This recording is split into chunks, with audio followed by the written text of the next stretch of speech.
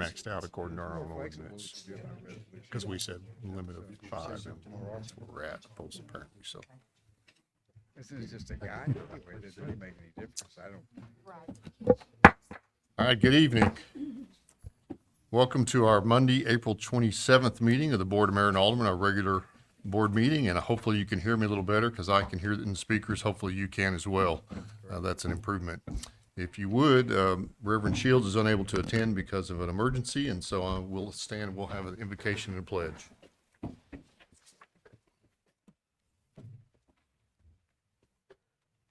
Father in heaven, we thank you this evening for this chance we have in a free country to gather together as citizens and discuss issues of our town. We pray that you'd be with us in our deliberations tonight. Pray that you bless us. Pray that you would protect all of us from the storms tonight. And pray that you'd be with our servicemen overseas. In Jesus' name, amen. Amen. Join me in the pledge. I pledge allegiance to the flag of the United States of America and to the republic for which it stands, one nation, under God, indivisible, with liberty and justice for all. Thank you. So roll call. I see 7 people sitting here. I see one person not showed up on the. Are we all logged in? 2, 3, 4, 5, 6. Okay. Okay. So we'll start out with some certificates and commendations. And we're going to start out with our honorary alderman. A couple here. I bet you $100 are both in the band. Mr. Lillian Villar. One we've had recently in the band. Let me pronounce your last name. I always try to check. I forgot. Okay, that's what I was going to get. Okay. None. All right. Ready? You can open your certificates up. There we go. Ready? 1, 2, 3. Let me get one more. 1, 2, 3. Got it.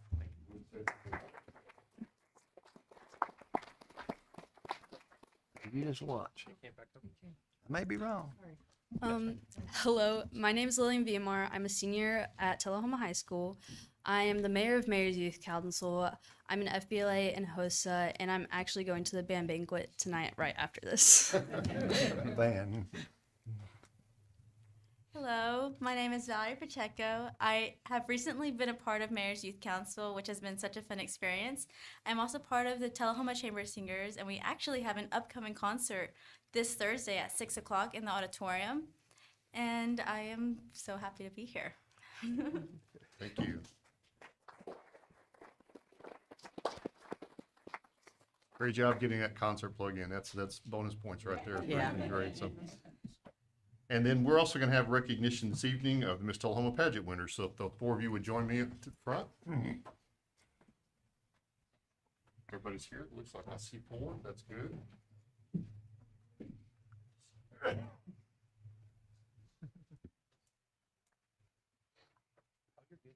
We've got Summer Grace, Miss Tullahoma, 2026, congratulations. And then we have Casey Ordnay. Your Aunt Rebecca's very proud of you. She sent me a text today. Riley Kate, young Miss Tullahoma. And then Emery Simmons, or Emery Claire. Would you go by Emery or Emery Claire? All right, we're going to turn around here. Mr. Lyle's going to get a photo. I'll flip the 2 of you, please. Yeah. All right. Ready? 1, 2, 3. Let me get one more. 1, 2, 3. Got it. Parents, now's your chance. Yeah.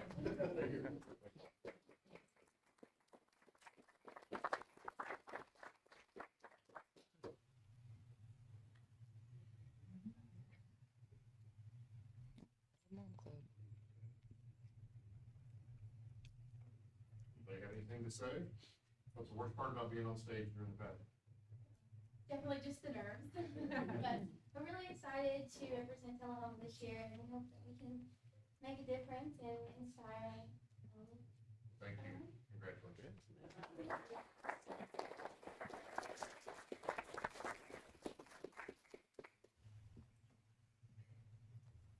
I put my glasses somewhere. All right, that concludes our commendation certificates, and we have a couple of special presentations this evening from a couple of organizations. And our first presentation this evening, I believe, is going to be the TADC. I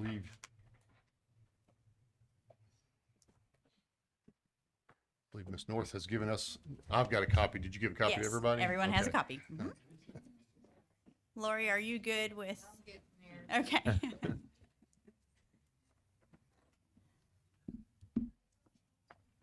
We're trying to figure out how to get the presentation on the screen here, so.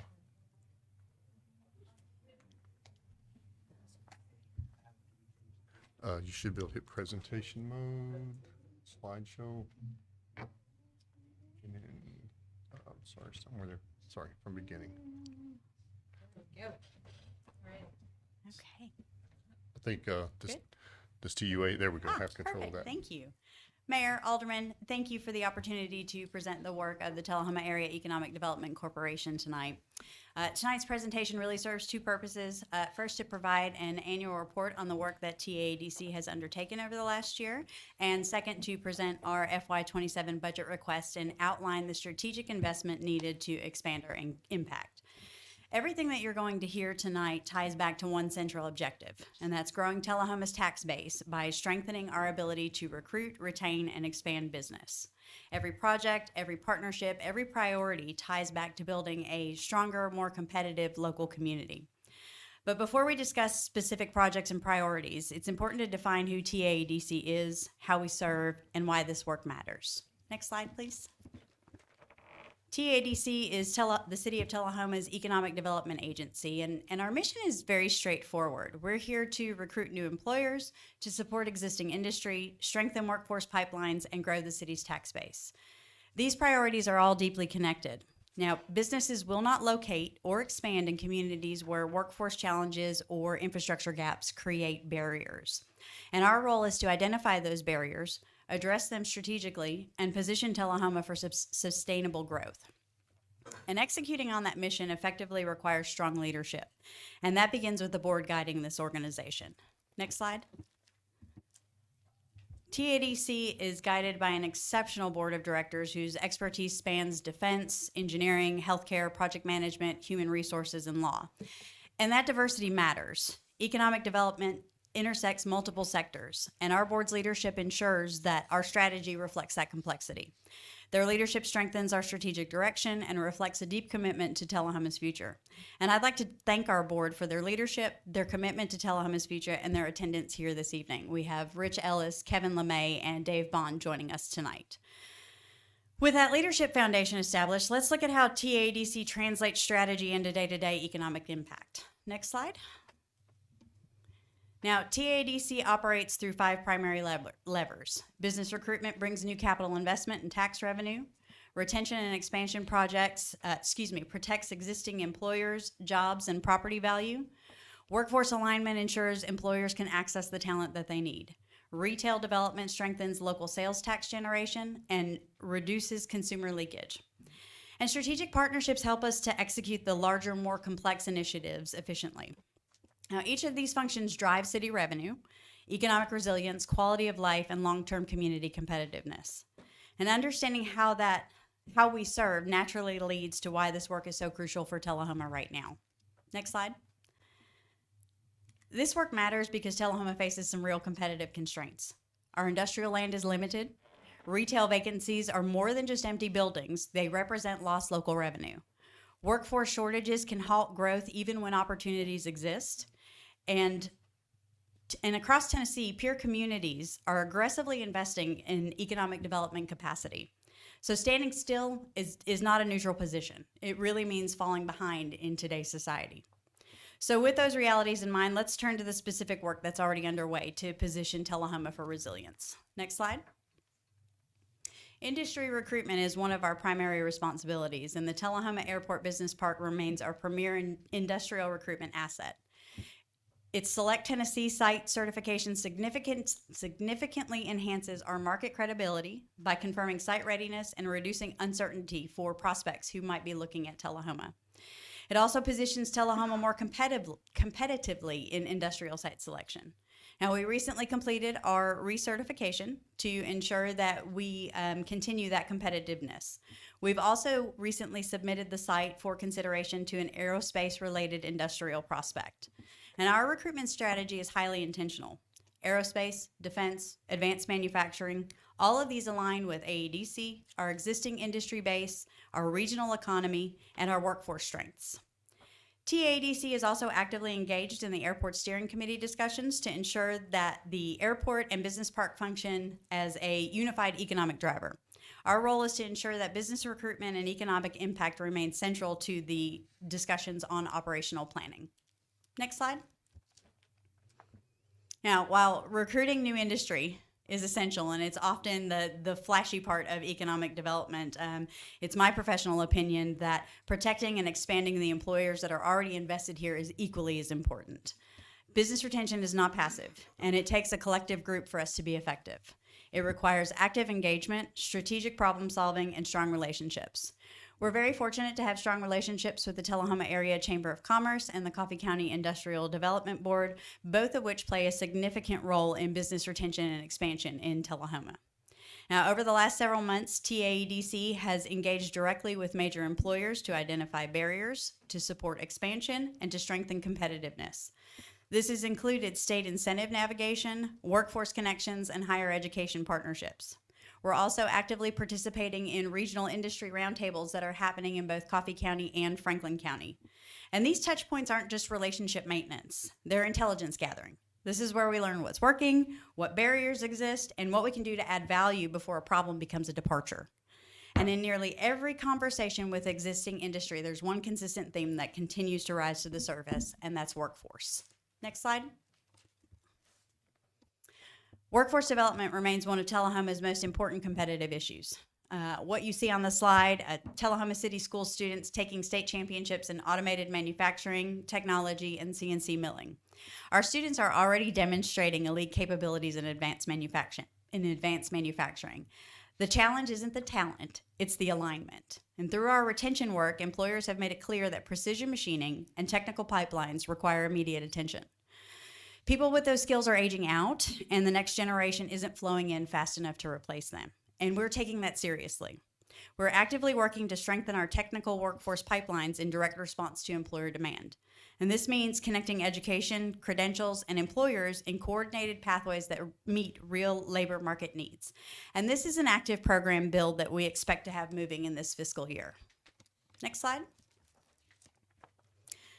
Building long-term pipelines is critical, but we have to also create immediate opportunities to connect talent with employers. The high-tech job fair is returning on May 21st, and it represents an important example of workforce connection in action. This event provides a platform to connect job seekers directly with many of the high-skill employers that help drive Tullahoma's economy. It supports employer access to talent while reinforcing awareness of local career opportunities in aerospace, advanced manufacturing, engineering, and technical fields. And events like these really help to strengthen Tullahoma's workforce ecosystem, support business retention, and enhance our long-term competitiveness. And of course, workforce participation depends on more than just jobs alone, which brings us to another critical issue. Next slide. I want to spend a moment right here because it may not be obvious why childcare is in the midst of an economic development presentation, but childcare is workforce infrastructure. Without sufficient childcare capacity, labor force participation suffers. Current estimates suggest that Tullahoma faces a shortage of approximately 500 childcare slots right now.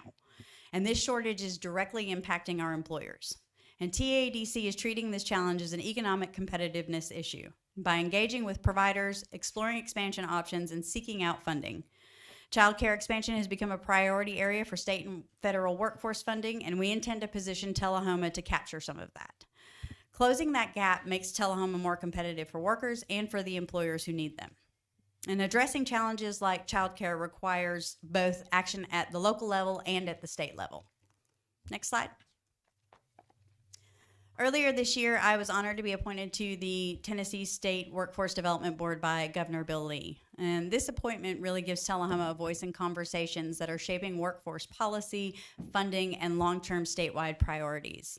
It creates direct value for this community. This access strengthens our ability to advocate for local needs and pursue critical workforce resources. And this is a responsibility I do not take lightly, and I intend to use it on behalf of this community and the region. Next slide. Now, I know for the last few years, Summerlin was a hot topic in Tullahoma, and I want to take just a moment to touch on the Summerlin development and give you an update on where we stand today. This mixed-use development will add meaningful residential and commercial inventory to our market. Progress on the project is moving forward. The subdivision plat has been approved by the Planning Commission, which represents a significant milestone. We're awaiting the developer's site plan, and that next step will set the timeline for what comes online and when. Now, TADC's role here supports the development of the associated commercial properties. We have already connected the developer to retail strategies to begin to proactively recruit for the commercial space that will come online with this development. Essentially, this means that we're not waiting for dirt to turn before we start to attract the retail. We're building the pipeline now so that when the space is ready, the tenants are ready too. We're also working very closely with the City Finance Department to ensure there is a proper process in place for the enforcement of the tax increment financing agreement associated with this project. And that leads us to retail recruitment. Next slide. Retail recruitment also remains a core priority because retail directly drives local sales tax revenue. We continue to have invaluable partnerships with retail strategies. Three things that really set this partnership apart from TADC simply making cold calls to realtors on our own are speed. So when an active prospect surfaces for a community our size, the window to respond is short. Retail Strategies gives us access to senior consultants who can help us enable a rapid response. Access. They have access to direct relationships with national and regional retailers that would take years for a small community our size to build independently. And deal execution. And I think this is the piece that often gets overlooked. Retail Strategies stays in the deal through structuring, position, and close. We're currently in negotiations on a few of our larger vacancies and out parcels, and their hands-on support is what converts interest into ribbon cuttings. The investment in Retail Strategies is an investment that we believe pays for itself. Next slide, please.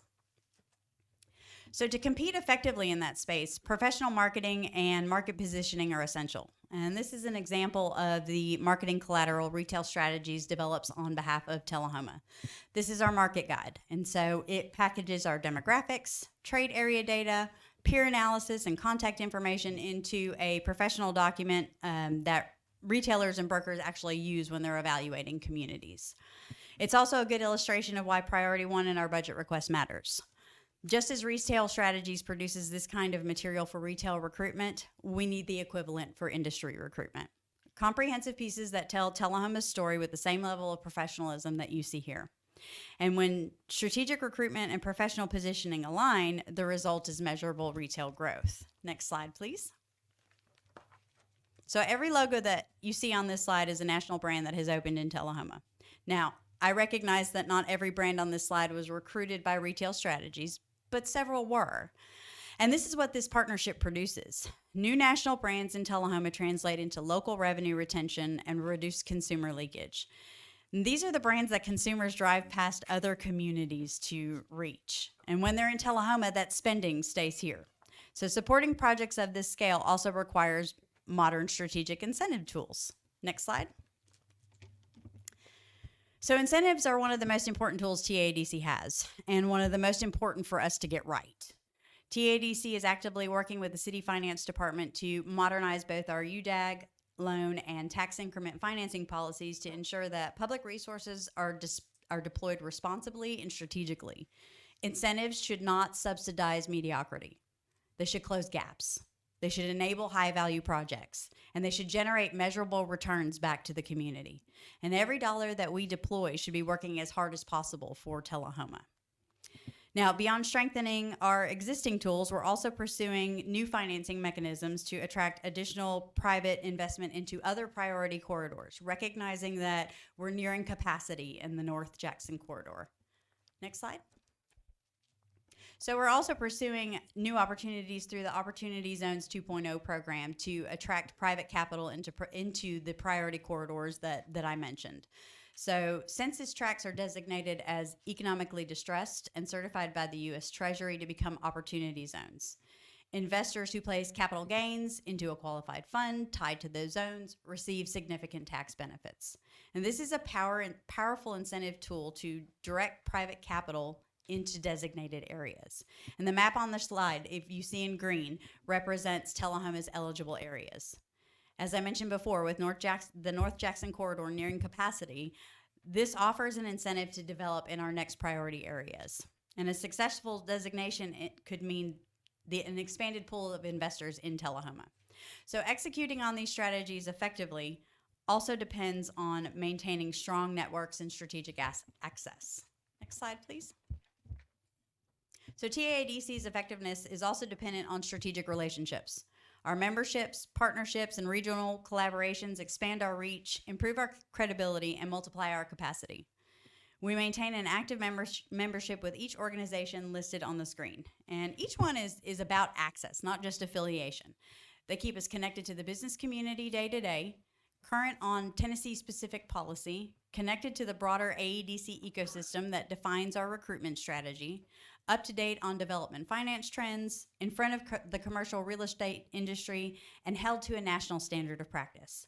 These memberships are not symbolic. They create real access to the rooms where economic decisions are being shaped. Next slide, please. These are just a few photos that are an example of the rooms that our memberships have been opening doors to. For example, the bottom right. Last week, the Arnold Community Council traveled to Washington, D.C. We had very successful meetings with our state legislators, the Pentagon, and I can tell you that the future of Arnold and the hypersonics community is looking extremely strong for the next 10 to 20 years. But beyond memberships, successful economic development depends on strong operational partnerships. Next slide, please. I had a mentor tell me once that economic development is a team sport, and there were no truer words. And what you see on this slide is a representation of the organizations that TAADC works with on a regular basis. These are the relationships we rely on to get things done. The depth of this network is a part of what allows TAADC to accomplish its work at its current capacity. And we're leveraging every partnership available to deliver results for this community. Now, let's take a moment and focus on the priorities that will be driving TAADC's work forward. Next slide, please. So everything you've heard so far has been about what TAADC has been doing. This slide represents the priorities that will drive our work in the coming year. Landing a high-value industry at the business park. The outcome we're driving towards is capital investment, high-wage jobs, and an expanded tax base. Building workforce pipelines that meet industry demand.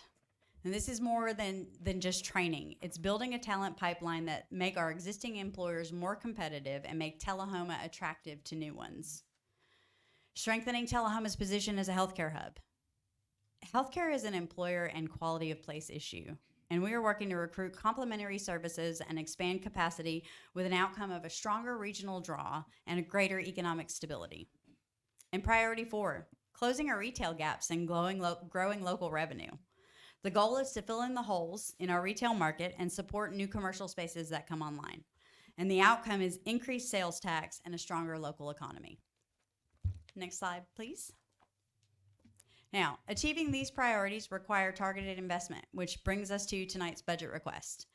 Everything you've seen tonight, the recruitment work, the workforce pipelines, the retail strategy, is being executed on our current budget.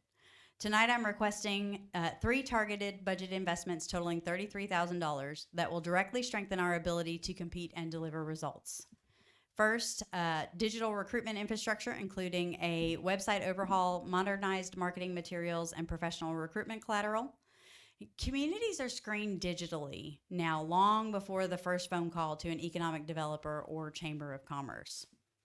The recruitment collateral includes a community overview, talent attraction guide, and industry profiles. And this investment gives us a professional, current, and consistent tools that reflect the community that we are. In your binder, you'll also see an example of a marketing piece that we created earlier this year. Second, an investment in targeted industry publications that will increase Tullahoma's visibility among site selectors and decision makers, specifically the Site Selection Magazine and its Tennessee Guide. These are the channels where site selectors and prospects are actively looking, and placement amplifies our visibility in the right rooms with the right people. And then finally, access to the Next Move group data tools that will strengthen our decision making around workforce, childcare, housing, and talent pipelines.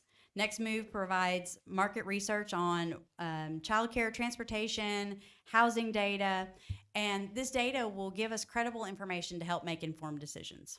This is not general spending. This is targeted capacity building. And these investments will improve our ability to compete, recruit, plan, and deliver greater long-term returns. Tullahoma has real momentum, but momentum requires strategy, it requires investment, and it requires execution. And TADC is committed to ensuring that this community remains competitive, grows its tax base, and builds a stronger economic future. Thank you for your time, your leadership, and your continued support. I'm happy to take any questions. Thank you, ma'am. Anyone have any questions? Okay, thank you. Thank you. Excellent job. I'm sorry, yeah, Tullahoma Airport Authority. Should have passed these out in the meeting. It's fine. If you would like to take one. Yeah.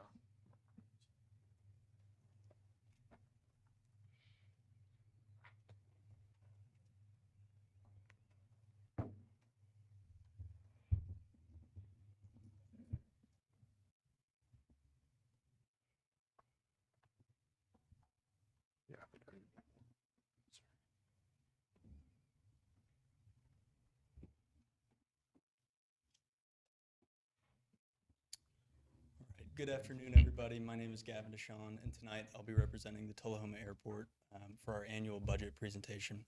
A little bit of background for all of you. I've worked at the airport for the last 5 years, and since September, I have been the interim assistant manager. But really, it's gone back a bit farther than that. I've actually been in the lobby since I was about 10 years old. To me, this place is much more than a business. It is a home.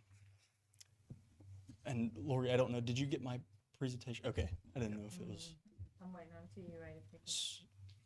What is that? Oh. Wait on the utilities to pick it Sorry. up. Yeah, there you go. There you go. You're good. We can move on to the next slide. I'd first like to start off with just a few of the accomplishments we've made since September. Most notably, we have clean fuel. We're ensuring quality control is done daily, and we're ensuring a safe work environment for both our customers and our employees. We've worked closely with TDOT representatives, Titan representatives, and the city to ensure that our airport is set up on the best path for success and profitability. I'd like to give a special thanks to Ashley Udick, Carla Smith, Nick Kimbrough, Kelly, North, Sue, and Jeff. Their support has been invaluable, as well as Matthew Bird. He's put in countless hours of support for our airport. Next slide, please.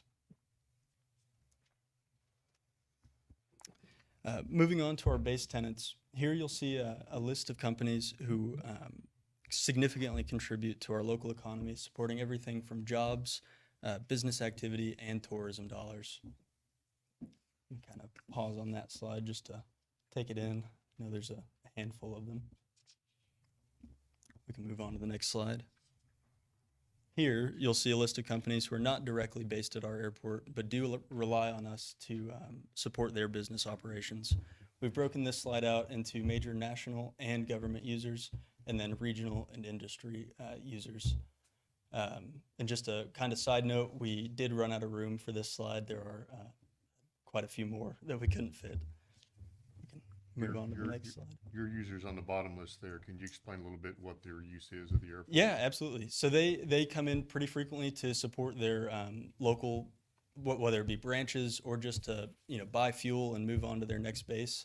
Home Depot frequently stops into our airport to service their Winchester, Manchester, and their Winchester and Manchester locations, just because we're more central than landing directly in Winchester.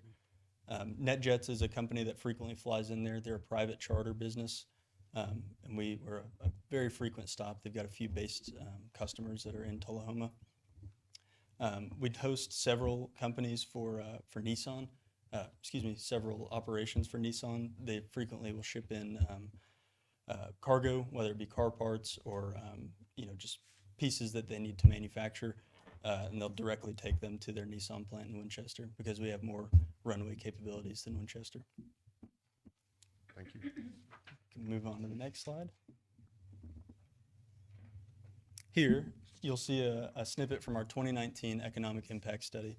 This shows that we did $21 million in business revenue. And according to that map, we had direct operations from 36 of the 50 US states. We can go to the next slide.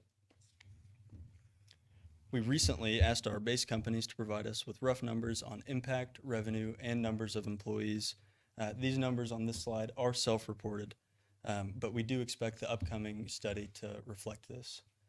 Most notably, Nebraska Arms and Wright Base were not here when the last study was done, and all other companies on the airfield have grown significantly. Can move on to the next slide. Our airport is home to the #1 Vanderbilt Life Flight operation in Tennessee.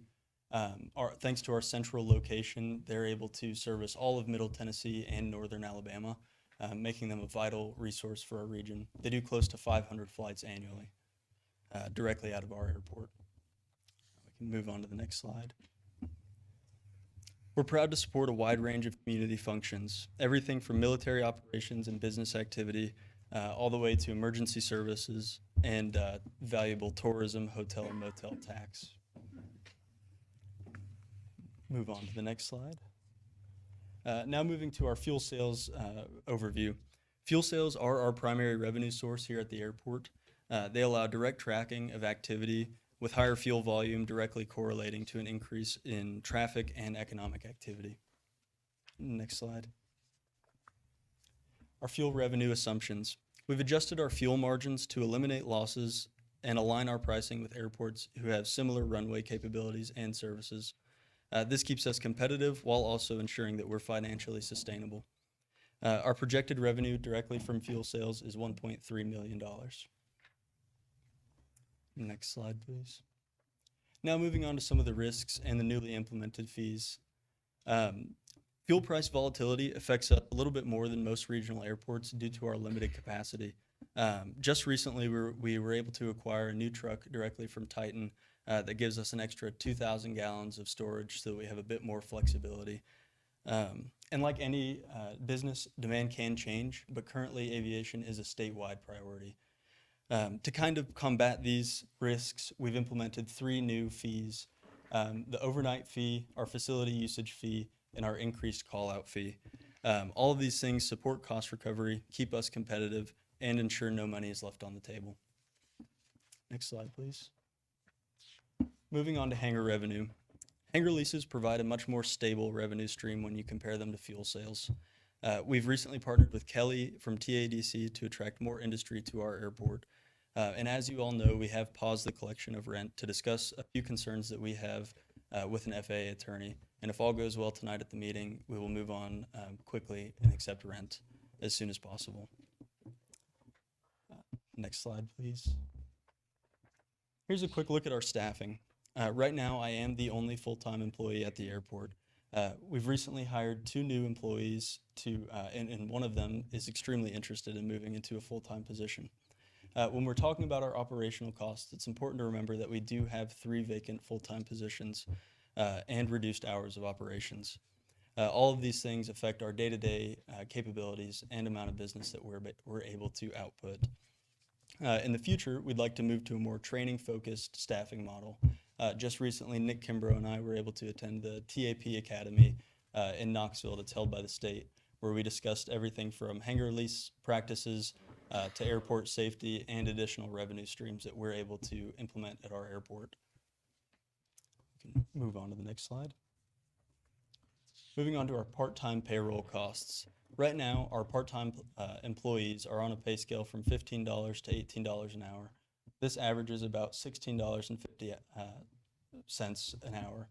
Monthly, this equates to about $6,500, and annually about $80,000. It's important to note that these numbers may potentially increase with raises that are based on training and experience gained at the airport. Now to move on to some of the growth opportunities. Like I mentioned earlier, we have recently partnered with Kelly and TAEDC to support based industry growth. Our new services, including marshaling, chalking, and greeting all incoming traffic, should drive an increase in transient activity. As we know, word moves quickly in the aviation community. I'd like to briefly touch on a few of the capital projects that we have going on and coming up. Currently, we have a capital project wrapping up that is our vault and beacon project, where we replaced our current vault where all of our runway electronics are housed, and we replaced the inoperative beacon at the airfield. And coming up here in the near future, we will have the tree clearing project that clears trees that are currently in the approach path of all of our runways, and that's going to be at no cost to the airport. That is a purely state-funded project.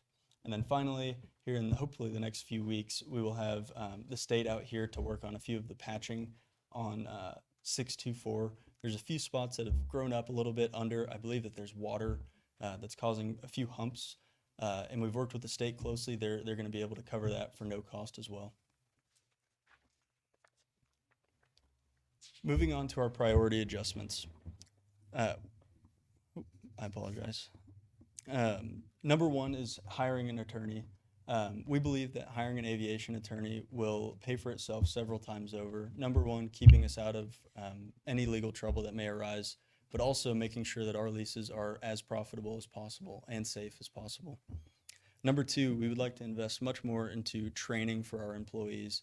This ensures that all of our employees are up to date on any regulation changes, whether it be state or federal, but it also ensures that we have a strong aviation network in our community.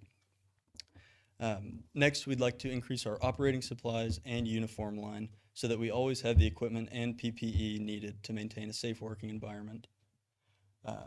Moving on to repair of buildings, recently we've noticed several deficiencies in our city-owned buildings and our city-owned hangars, whether it be ceilings falling apart, lights not working, or doors that are just not secure enough, and that's something that we need to work on as soon as possible.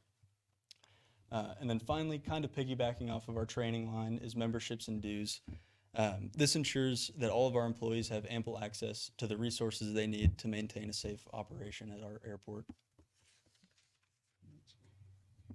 Moving on to a couple of the goals that we have for the next fiscal year. With new fees, higher margins, better lease practices, we believe that we can be self-sufficient in the next 2 years. Moving on, we'll obviously still continue focusing on training and safety as a top priority. And then with our new leases, we'll make sure that they're following state and federal recommendation, both on pricing and regulations that are required for those. And recently we've had several discussions about how we can better serve our community, whether it be through field trips, events, or even fundraisers. That is something that we'd certainly like to see in the near future to get everybody in our community excited about aviation and more informed. And then finally, I want to make sure that our airport is raising the bar far enough to be in the running for the Airport of the Year award in 2027. This award is given out every year directly from the state at the TAA conference, usually in Murfreesboro. Why this matters. As our airport continues to grow, we'll increase our support for local economic development while also reducing the reliance on city funding.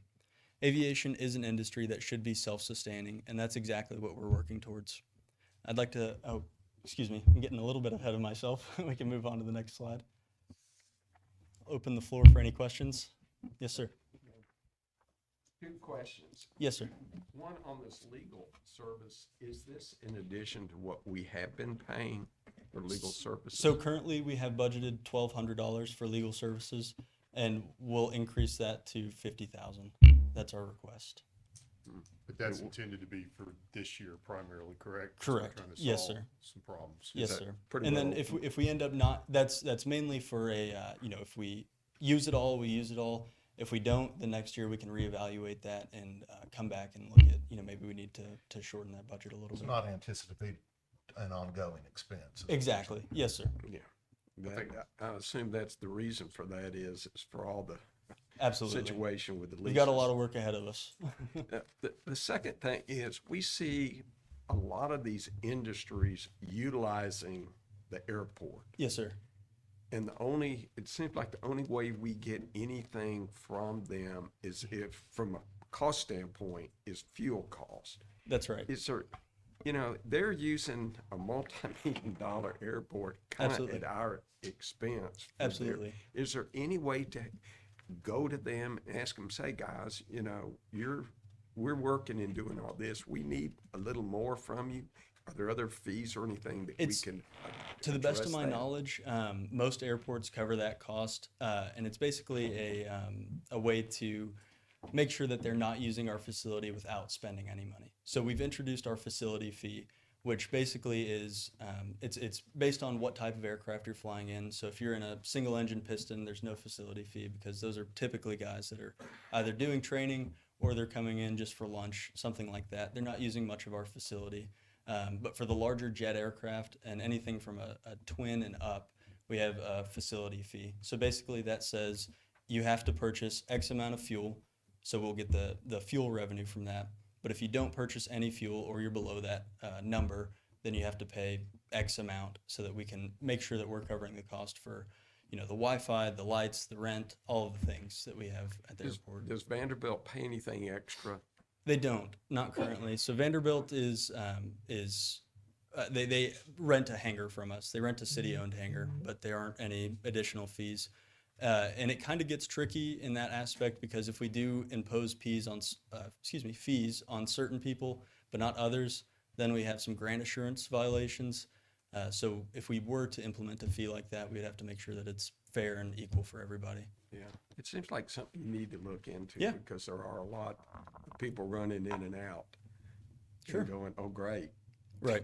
I'll Okay. definitely do some research on that. Yes, sir. Very good presentation. Thank you. Is there any? I'm just, I'm glad to see that the goal is to be self-sufficient in the next 2 years. That's exciting. Yes, ma'am. I do believe that it's possible. I think so too. And I just want to commend y'all for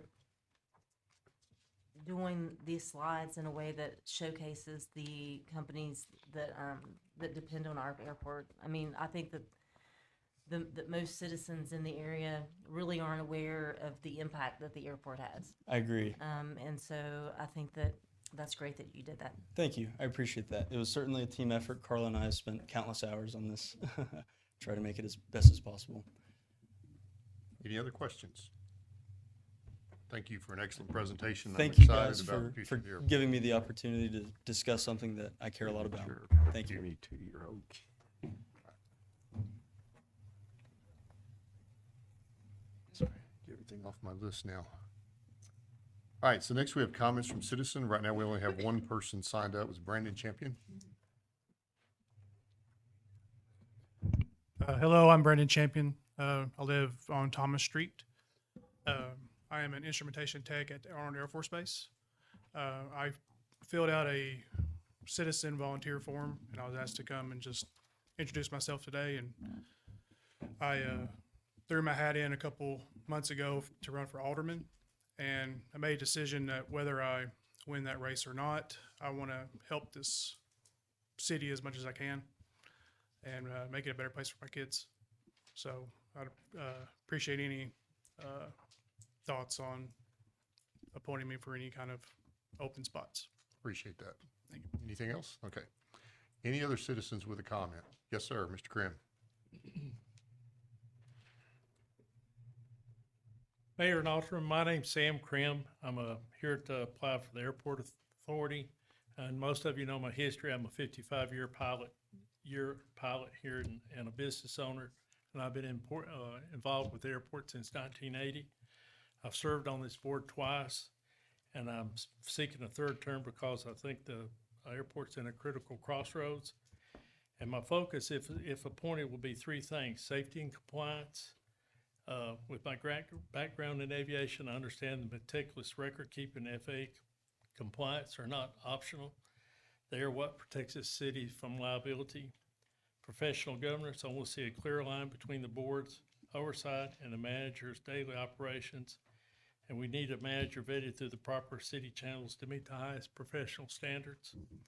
And the airport needs to be run like a business, and that means ensuring all revenue is collected properly and that we're not leaving any money on the table while we navigate this transition. I believe my institutional memory can help bridge the gap between the authority and the city, and I appreciate your vote. Thank you, sir. Thank you. Anyone else? Go ahead. Apologize. I was invited to speak, so Okay. I didn't sign up. I was so going to make you guys sure you guys had a chance to speak either way. So Good evening, this Mayor, time works fine. members of the board. My name is John Manis, and I live at 123 Autumn Lane in Tullahoma. I'm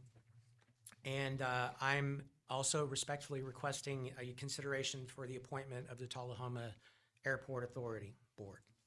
I previously had the honor of serving this community as an elected school board member chosen by the citizens of Tullahoma, where I served my full term while working to improve the school system's educational outcomes and infrastructure for our students and community.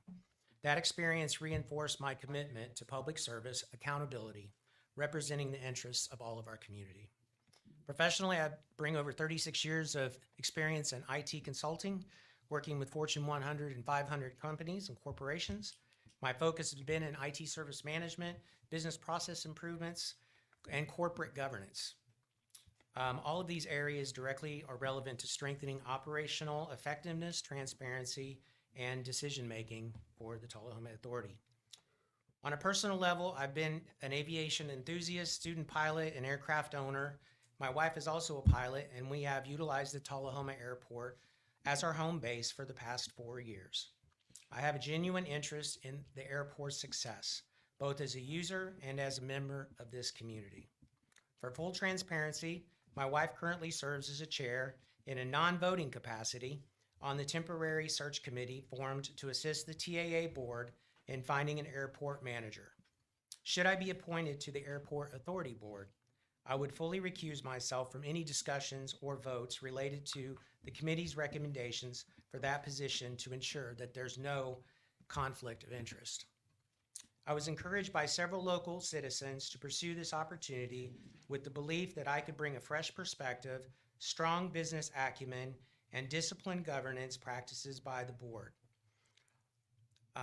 Did I mention that I also owned and operated a business for over 10 years that was highly federally and state regulated? So I have a lot of experience in understanding and a strong appreciation for compliance, oversight, and responsible management. I was encouraged by several local citizens to pursue this opportunity, and like I said, I could bring a fresh perspective, this business acumen, common sense, disciplined governance practices to this board.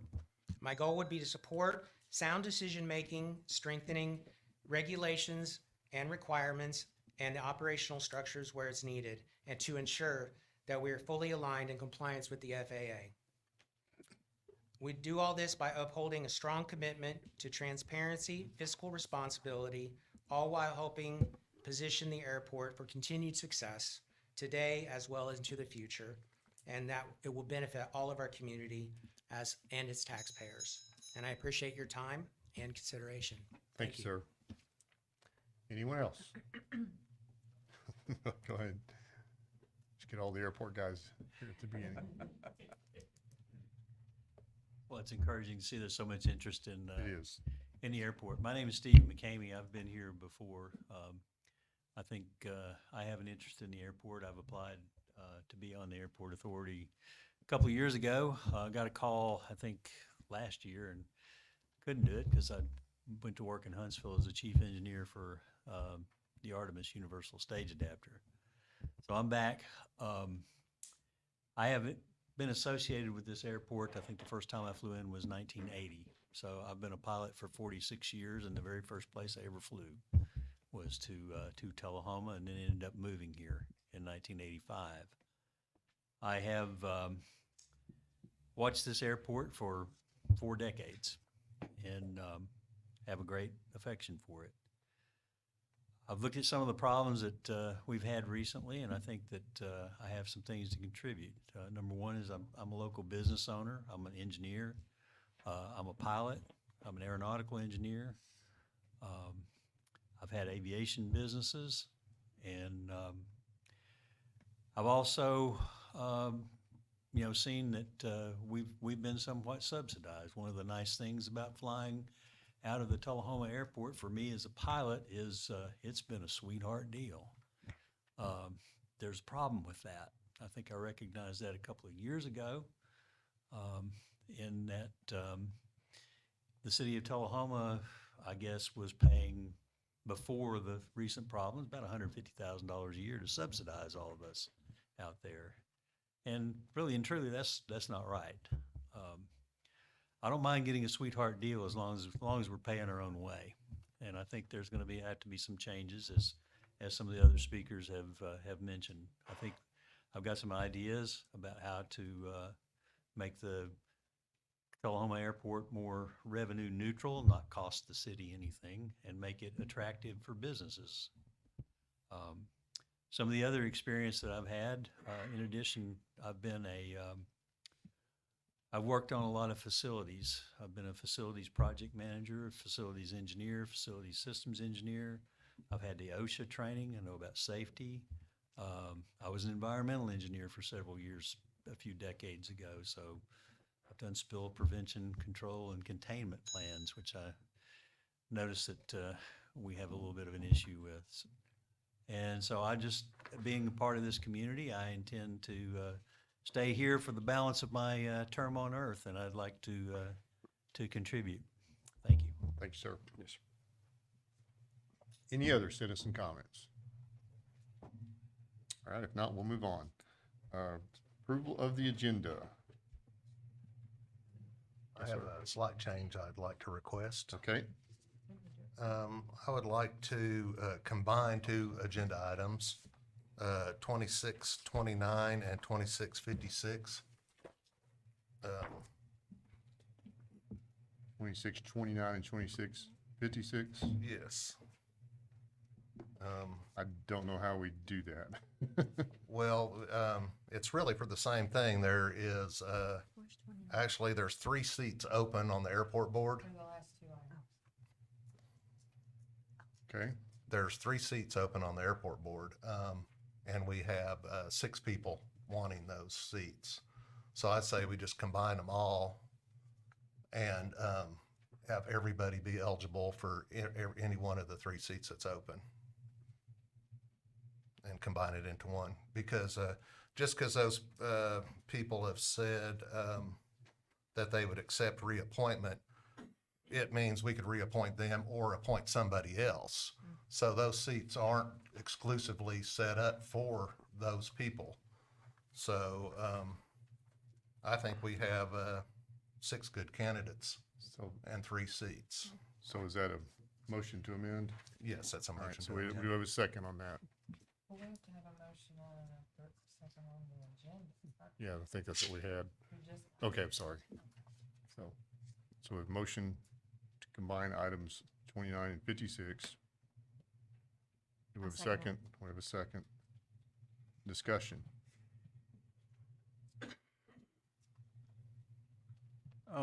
That's something I think would be better if we were to keep it as 2 separate items still. They are fairly different, a vote to reappoint and a vote to appoint a new candidate. It's something that I believe that it would be a more fair thing to allow Dr. Farr and Mr. Holt to serve their remaining open term. They've had the experience of what the Airport Authority has been through in the past year,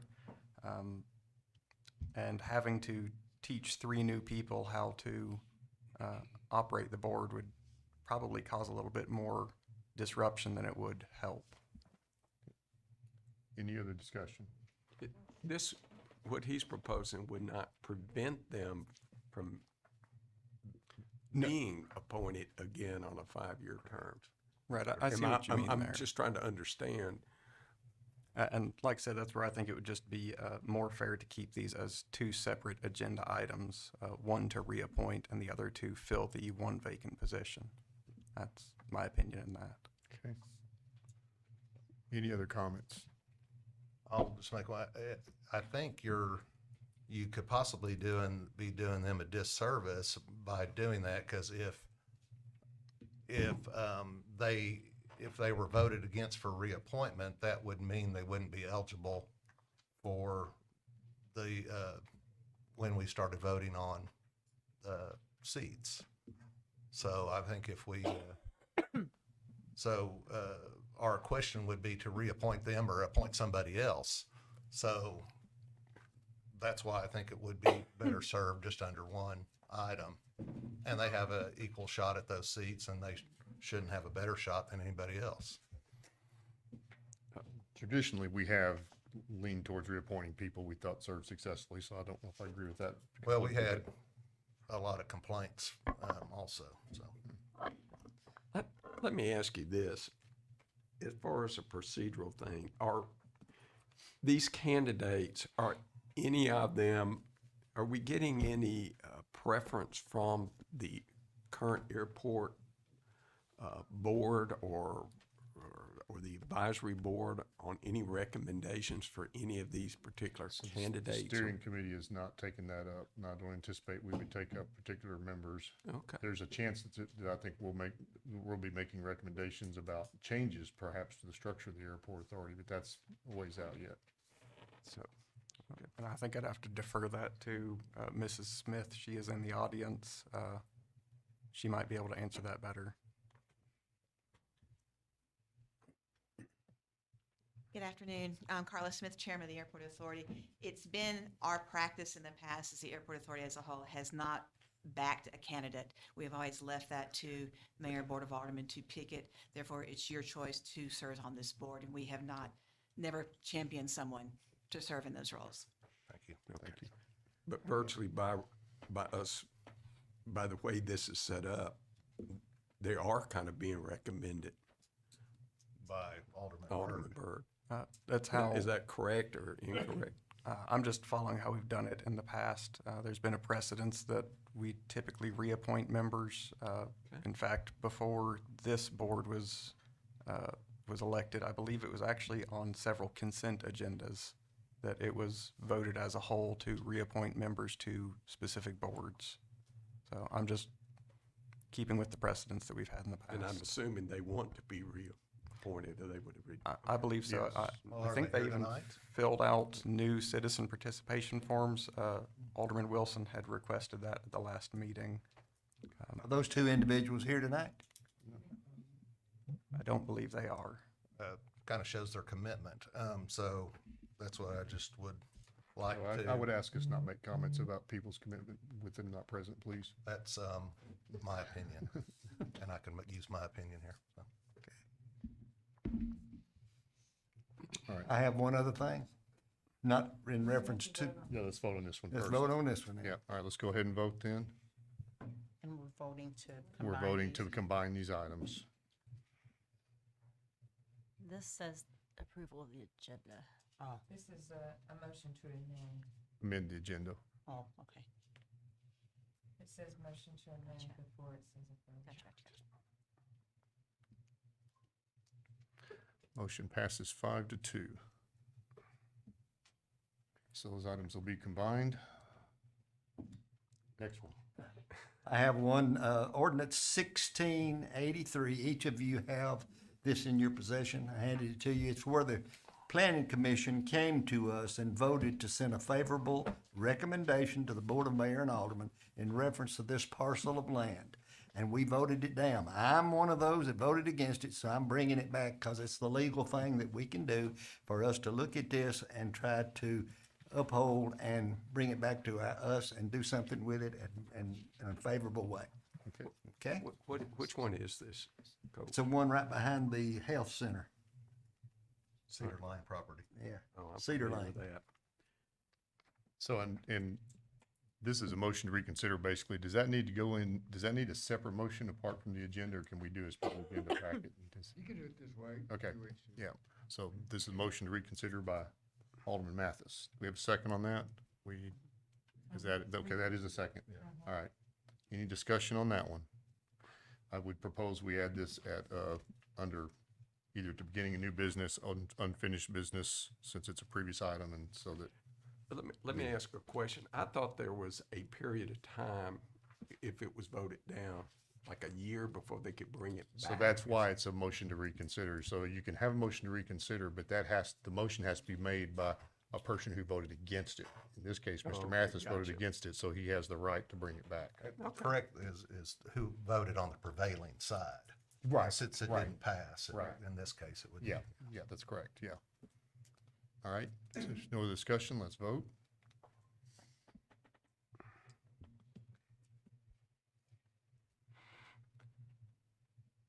That motion carries 6-1, so we'll add that under unfinished business or beginning a new business, whichever way you want to view it. It would still be new because it'll be the first Okay. time it passes. That's right, so first time under new business. All right, I've got, any other changes? Yes, sir. I'd like to add something to the agenda, and that is withdrawing the 2045 plan as an ordinance and changing it to a resolution. Okay, so did we vote on that just once, or did we vote on it? We voted on it twice. Well, we needed to allow the person who had voted against it to have the right to make that call, kind of like what we're doing now. Well, no, my question is, did we pass this? Did we pass it on 2 readings? I can't remember. Yes, we You mean the Yeah. 2045 plan? Yeah. Yes, we did. Yeah, it was by ordinance. So we would first have to repeal it, That's, and that would have to be done, that motion would be made by somebody in the majority that passed it. Which is well, I fine. was in the majority that passed it, so I can Yeah, bring you it can, back you can, up. yeah, I'm not arguing with you, I'm just trying to make sure we got it right. Okay. I got You're correct. It would have to be repealed since it's already passed on 2 readings. And So- then you could have So another my next motion. question is a repeal require 2 readings? Yes, it does. Okay, so we can do Because it it's once changing. tonight, It's and an once next ordinance. time. And I'm sorry, what is it that you're, He's wanting to repeal the 2045 plan. No, I'm No, exactly. repealing it as an ordinance. I'm not changing the wording and do it as a resolution. And if you have any questions on it, I'd ask Brittany, I don't know if Please, this Ms. is the Hoskins, go appropriate ahead. time to do it. Yes, I can go ahead and enlighten you. So after this was passed for the second reading, Bush reached out to me regarding why this wasn't done as a resolution. And I said, well, I don't know. I think we've always done this as an ordinance. Let me do some research and looking into it. Turns out most cities do this for their comprehensive plans by resolution. And the reason is because the comprehensive plan is not a binding document. As you all know, we follow it as a guide, but you are not required to follow it exactly.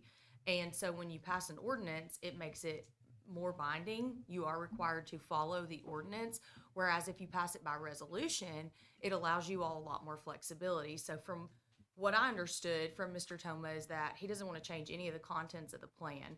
He simply wanted to make sure that the board had all of the flexibility so that if you do deter from the plan at all, that you're more protected from a legal standpoint. And based on my research, I think we would be more protected if we did this as a resolution rather than an ordinance. Again, not to change any of the form or the substance of it, but really for a legal formality purpose.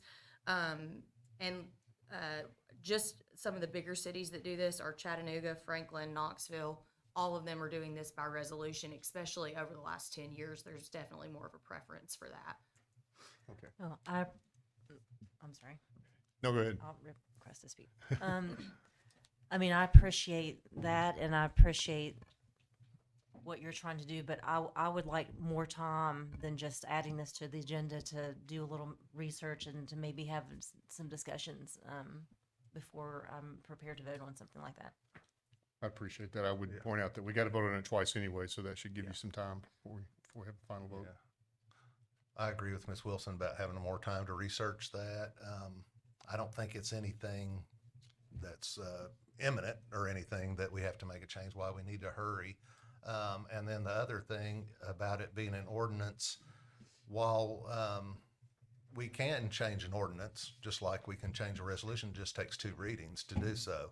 So sometimes when you're working on a plan like that and things that could be controversial, it might be better to have that protection of the two votes, and it gives you more time in between to think about it. So I'm still in favor of being a ordinance, but on the same token, I would like more time to research and make sure that I feel comfortable with that opinion. And also another benefit of actually submitting it to be included in the agenda, is also more for the public, that, that they have everything in front of them as well too. And in this way, they really don't. I think the key to me is when we discussed this, it kept coming up is, well, we don't have to worry about it because, we can do what we want to do, was the impression that I was getting.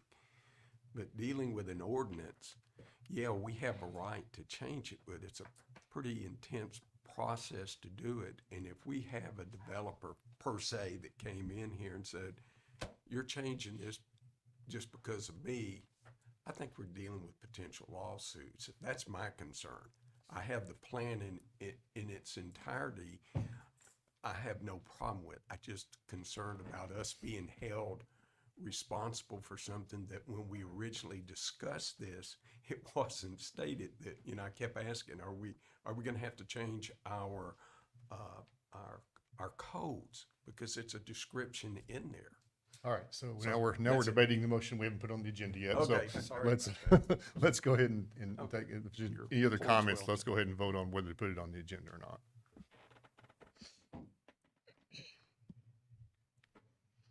So that passed 5-2. So we'll add that at the end of new business.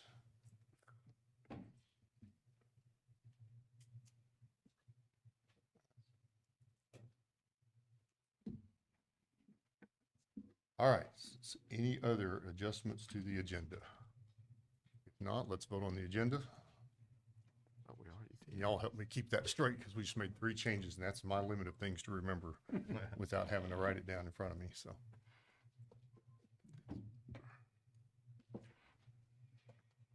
All right, 7 yes. The agenda is approved, and with that, we'll get to reports. So reports from Alderman. I think I started this side. I'll start with Alderman Byrd this time. Thank you.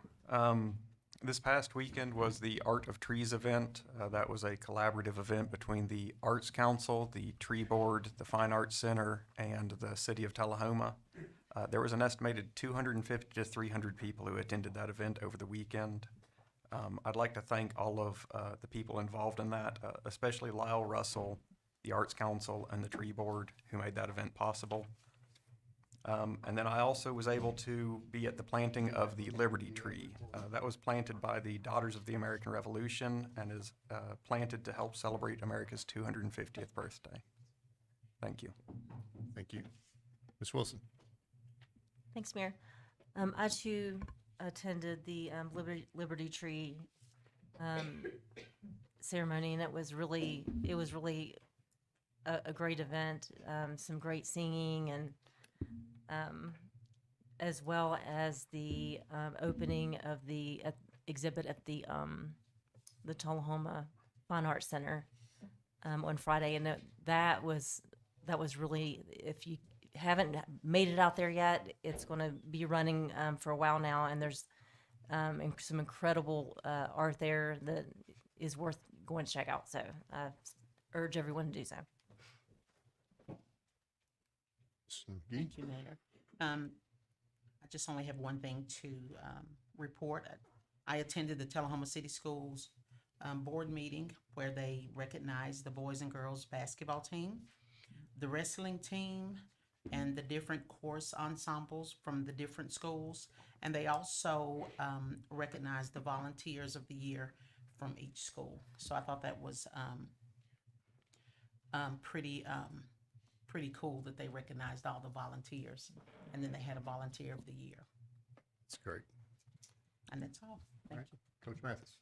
I did attend the Literacy Council get together, and very important group, very, very impressive individuals The county mayor was there, the sheriff, and so we had a good turnout for that, and so we made that the day for them. So I enjoyed it very That's much. great. Appreciate you covering that.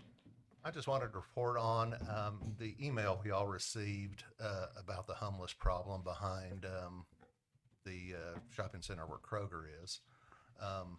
And I'll just say that I had those same concerns quite a while back, and I talked with the chief of police and the city administrator at the time, and we never moved forward with what we could do about it. But what I was going to request is if this board can meet in a study session to talk about that issue and invite the chief of police to give us a report on it, and maybe the city attorneys there or whoever else might shed light on our options to take care of that problem, because I know it's a bad problem. Okay. Mr. Toma, I have nothing to report. you were supposed to have something to report, so I had the time to write down his request while you were talking.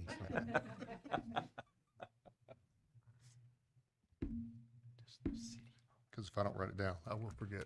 So for the mayor's report, the biggest thing for me the last few weeks, I've been traveling a good bit, and we were in Washington last week with the Arnold Community Council, which I've been a member of for many years, and we had just excellent meetings. We ended up with meetings in the Pentagon for 3 days, which I think is a first for us. And I just wanted to pass on that, first of all, our elected representatives are watching out for AEDC in a very strong way. I mean, every time we go up there, but they're just very well educated about everything that's going on, the major projects that are going on. Of note, in the Pentagon meetings, I skipped the first day of the Pentagon to go handle congressional visits because we ended up short-staffed there. And but the second meeting was with a gentleman named Dr. Weber. Dr. Weber is the lead for research and development of hypersonics for the Air Force, actually for the whole country, I guess. And one of the very first things he said was that he considered the folks at Arnold heroes because we keep managing to get the testing done, whether we have the right funding to do it or not. And that we put it together and we just keep making it happen. He says probably to our detriment because we can't get money because we keep performing regardless of whether we get the money at ADC or not. But there's a lot of money coming to ADC. But just want to pass that on for the ADC community, that people in DC at the very highest level see what you do and appreciate it. And then Thursday afternoon, we had a meeting with Dr. Rumford, who's the director of the Test Resource Management Center. And the Test Resource Management Center is in charge of all funds for all testing for all military in the entire country, with the exception of medical devices. So whether it's submarine testing, helicopter testing for the Army, or flight testing for the Air Force, TRMC is in charge of all the funds for development. And again, he emphasized that he's a big fan of ADC, and it shows. ADC is 75 years old this year, and there's going to be a big birthday celebration, but 75 years old also means we have a lot of old infrastructure, and there's a lot of investment coming for that. So we just thought it was a very productive trip. And, you know, a few years ago, we'd go up and people would go, what's a hypersonic? And now we go and everybody knows and they're excited about ADC. So your community can be proud of that. City Administrator's Thank you, report. Mayor. I had a chance to chat with Nick and Gavin about their recent class at Tennessee Aviation Professional Academy in Alcoa at the McGee-Tyson Airport. It really gave them some real good practical understanding of how airports actually operate day to day, not just as transportation, but as regulated, revenue generating, and safety focused and infrastructure. Slide repairs and gel coating started today at Splash Island. This is part of a large project there to make those slides safe and last another 10 or 15 years. JP and myself were one of 5 participants selected for the Executive Development Program at the University of Indiana. We have completed year 1. It's just been a great opportunity to bring back and instill some benefits that we received from there to bring back home to Tullahoma. Soapbox Derby will be this Saturday, May the 2nd, starts at 7 a.m. The road will be closed probably to about 2 o'clock. We're expecting a good turnout, and it should be another great event. Also want to comment on, when I was reading through the reports and the agenda, police and fire have seen a huge uptick and increase in call volume. And I just want to recognize them and thank them for the continued work they do every day to keep our community safe. And then some of you probably noticed Public Works has begun milling and paving in different areas across the city, and you'll continue to see that work in progress as we improve us. I saw it up close and personal. And I would just like to state for the record that I didn't buy my house until about a year after it went on that list. That's all I have, Mayor. Thank you, sir. All right, item on the consent agenda. Do we have a motion to approve the consent agenda? Oh, I'm sorry. That's okay. And I'm gonna abstain because I was not here last meeting Okay. due to an illness, so that's part of the consent agenda, so. All right. We have a motion on the consent agenda, and we have a second. All right. There's no discussion. Let's vote.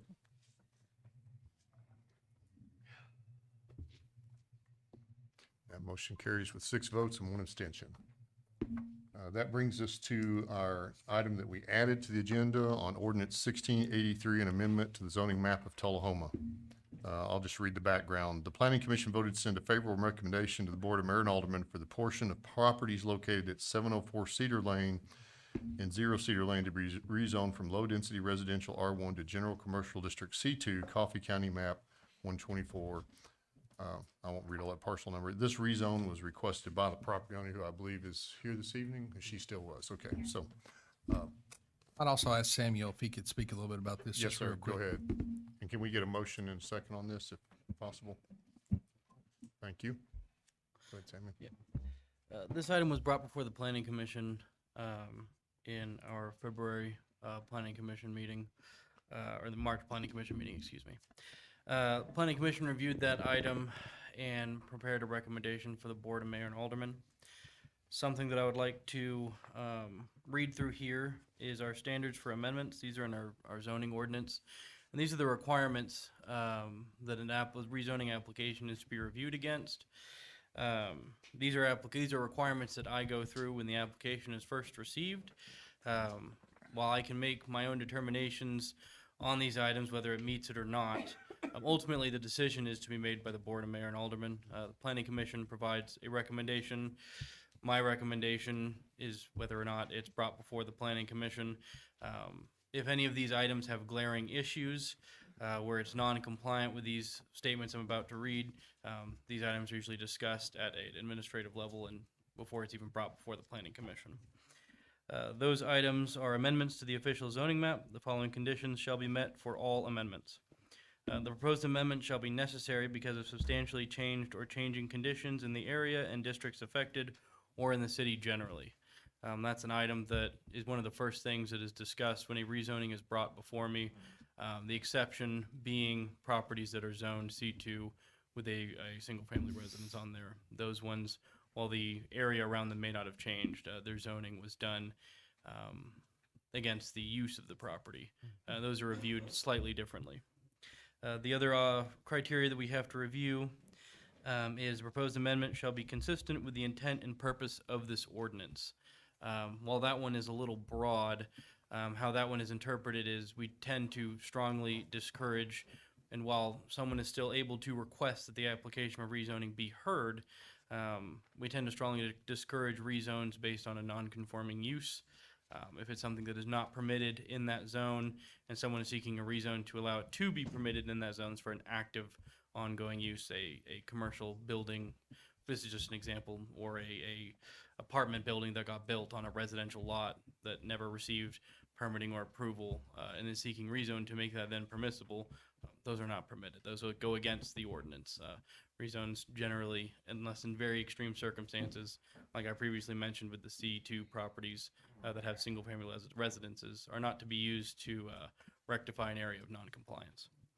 And the third criteria is that proposed amendment shall not adversely affect any other part of the city, nor shall any direct or indirect adverse effects result from such amendment.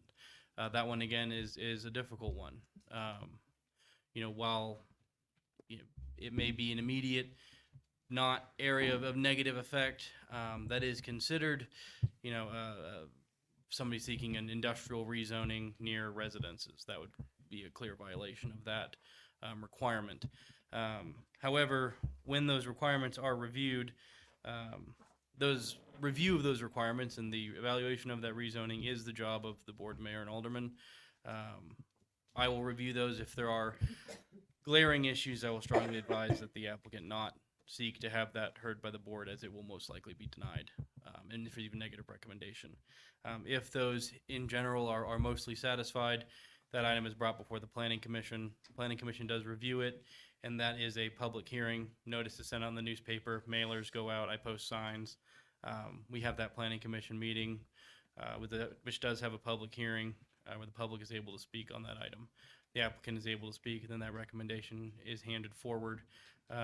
Again, notice is sent out, notice in the newspaper, and I put signs on the property, and then that rezoning request is brought before the board and mayor and alderman, accompanied by that planning commission recommendation. Thank you. Need to correct something here real quick.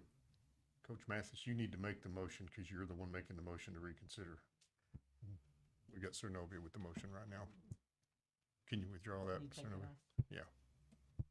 You need to be the one to make the motion. Sorry. I will make the motion that we consider, yes.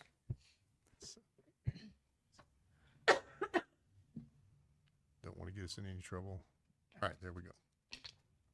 Now anybody can say. All right. Any other discussion? Now, what exactly are we doing to bring it back up? Or Yeah, we're bringing it back up right now to vote on, so. Now we're reconsidering the previous vote. All right? And Anybody have any questions? I'll have to Comment? abstain from this as I have a conflict of interest. Okay. Anything else? If not, let's vote. Motion carries 5 to 1 to 1. So, thank you, Sammy. All right. Thank you, ma'am. All right, that brings us to the new business we had already down. Item 2647, a request from the Safety and Codes Compliance Department to approve the purchase of one Ford Maverick, all-wheel drive Super Crew from Lonnie Cobb Ford of Henderson for $30,741.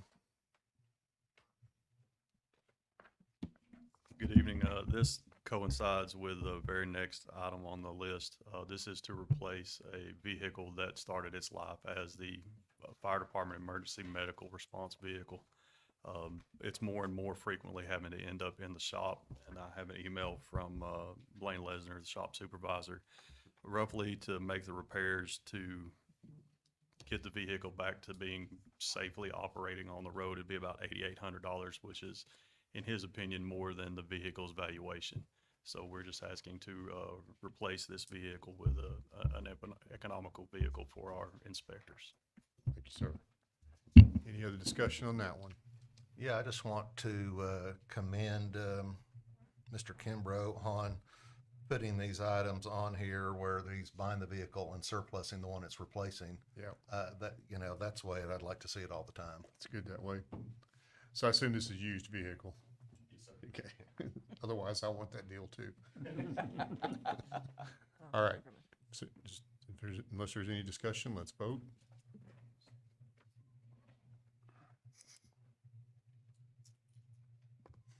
It passes 7-0, and then the next item is the surplus vehicle. I guess we should have combined this, but do we have a motion and second on that?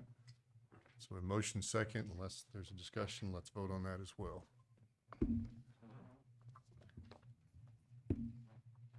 All right, I'm sorry, you're still locking. That motion carries 7-0 as well. Our next item is related to the legal counsel for the airport. A request to authorize the mayor and the Tullahoma Airport Authority chairman to contract with Thompson Burton PLLC for aviation legal services and execute the same. Yes, sir. So as you know, we've done the RFP process. This process included myself, Jeff, Sue, Paige, and Carla from the Airport Authority.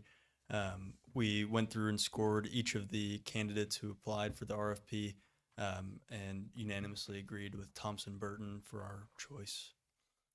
They have usually you don't get both. They're the best price for our proposal, but they also have the most knowledge of Tennessee state law. So Like that, we all scored these independently. Each person did, and then we turned them in. We just all ended up with the same candidate, and it just happened to be for the best price. That's great. Any discussion here? I'm sorry, Mr. Glick. Oh, yeah, I'm in. Yes, sir. I had the opportunity to meet the young ladies, the lead counsel in this firm for aviation law at the the Tennessee Municipal Attorneys Association Conference and Seminar in Brentwood last month. She actually has ties to Tullahoma. Her grandparents lived here in this town, and I have to have known them when they lived and knew her father growing up. She's passionate about our town as well as passionate about the airport things, and she was selected by TAA to make that presentation at our seminar. So I think she and her firm are highly qualified to do this work. Thank you, sir. Mr. Glick. I'm in favor of this item, but I was just questioning the procedure of this. Is the airport contracting with them, or is the city contracting with them? I would think the airport would contract with them, and we would just be authorizing the funding. Yeah, I think that's potentially. right. I think that's. They are contracting with the airport, but obviously We're we are authorizing the funding. We're authorizing the voting funding. on the They're funding, following our not the purchasing contract. policy Yeah. and our RFP policy as well, so that it's cohesive. Yeah, I I'm just sorry, wanted could to you make say it sure it again? was. The Tullahoma Airport Authority is contracting them. We are funding it through their budget. Because Alderman Glick's point is, it does say request authorizes the mayor to contract with Thompson Burton. I don't think I'll be doing that. Sounds like the airport authority will be doing that. Right. That's correct. Okay. But you have Just to wanna make pass sure it we have the tonight right in order for them, there'll be a contract to follow that. So I Right. think we got the buggy a little ahead of the We're horse. just providing the funding. Correct. Yes. Right. Yeah. All right. I had a comment too. So I'm in favor of this, definitely. We definitely need to, I'm in favor of hiring, the council to give us, recommendations on this, but do we, my fear is that it's kind of seems open-ended to me. Do we not have any idea of, a possibility of, did they not provide any information of how much they thought it might cost, or? We haven't had any discussions with the firm. The only discussions we've had are from the RFP. So we haven't had any discussions with the firm at all. They can't tell you Yeah. until they see what your questions Exactly. are, what their total hour total is, and we anticipate discovering other things. I think, let's go forward. But I will point out that in their budget request, they requested up to 50K. So I would think if that's their request, are we going to limit them to that? Do we need to put that in the motion? We don't That's what I'm expect that to wondering, be is an that every there's year no cap expense. on it. We're saying that we're thinking that's going to be the ceiling right now. I understand, yeah. Yes. Yeah, That will I not be think a that- each year expense, but it is $420 an hour, and to take a look at these leases and give us direction on to move forward in a positive way on revenue, the leases, policy, and procedure. I don't see any other way around hiring this firm. Yeah. I would like to see some sort of cap on there, and then if it was going to require more, then maybe they could give us an idea of how many more hours, or some idea. Then they could come I back. hope to help negotiate a little bit with them on this once we get to that point. As far as once we set a limit on what it is, I don't think we go in there and say, "Hey, we have 50,000 to spend. Let's spend it." I don't think that'll be the case. I think it'll be based on what they see the need is at first, and without us passing it tonight, we really can't get to that point. But I think after an initial conversation, I think there's roughly 73 leases. Yes, sir. 73 leases to review. So I think some of them are expired, some of them don't have leases. Each one is kind of a case by case basis. So after that initial conversation, I would say we would have a little better understanding, but it would be real premature to speculate. But I think that's why they asked for 50,000, so that we didn't go over that. And if it was to go over that, they would have to come back to the board and, do a proper presentation again at that point.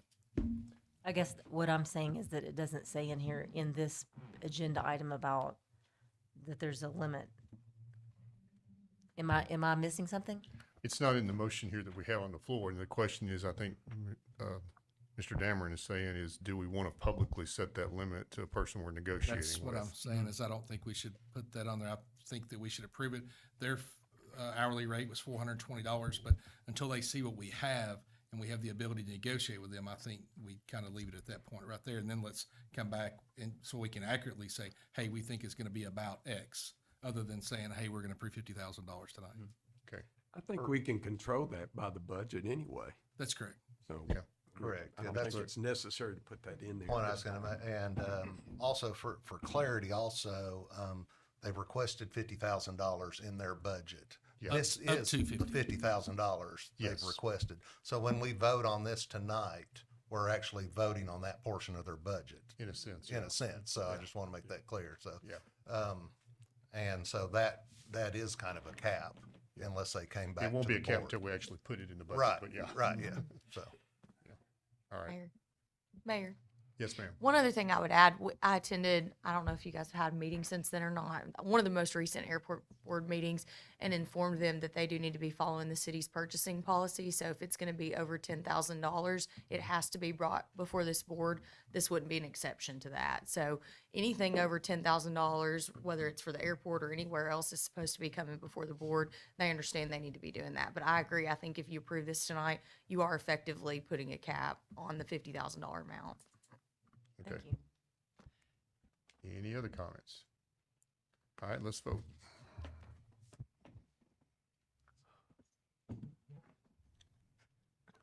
That motion carries 7-0. I'm excited to see how that's gonna help us. All right. Item 2650, yeah, you stay up here, yeah. Yes. A request from the Tullahoma Airport Authority to approve the purchase of a 20-inch flex wing rotary cutter mower through Sourcewell at the contract rate of $33,969.96 and provide the 25% local match, about $8,500 through the Airport Capital Project Fund. Yes, sir. So we'd like to utilize our ground maintenance equipment grant that we have from the state.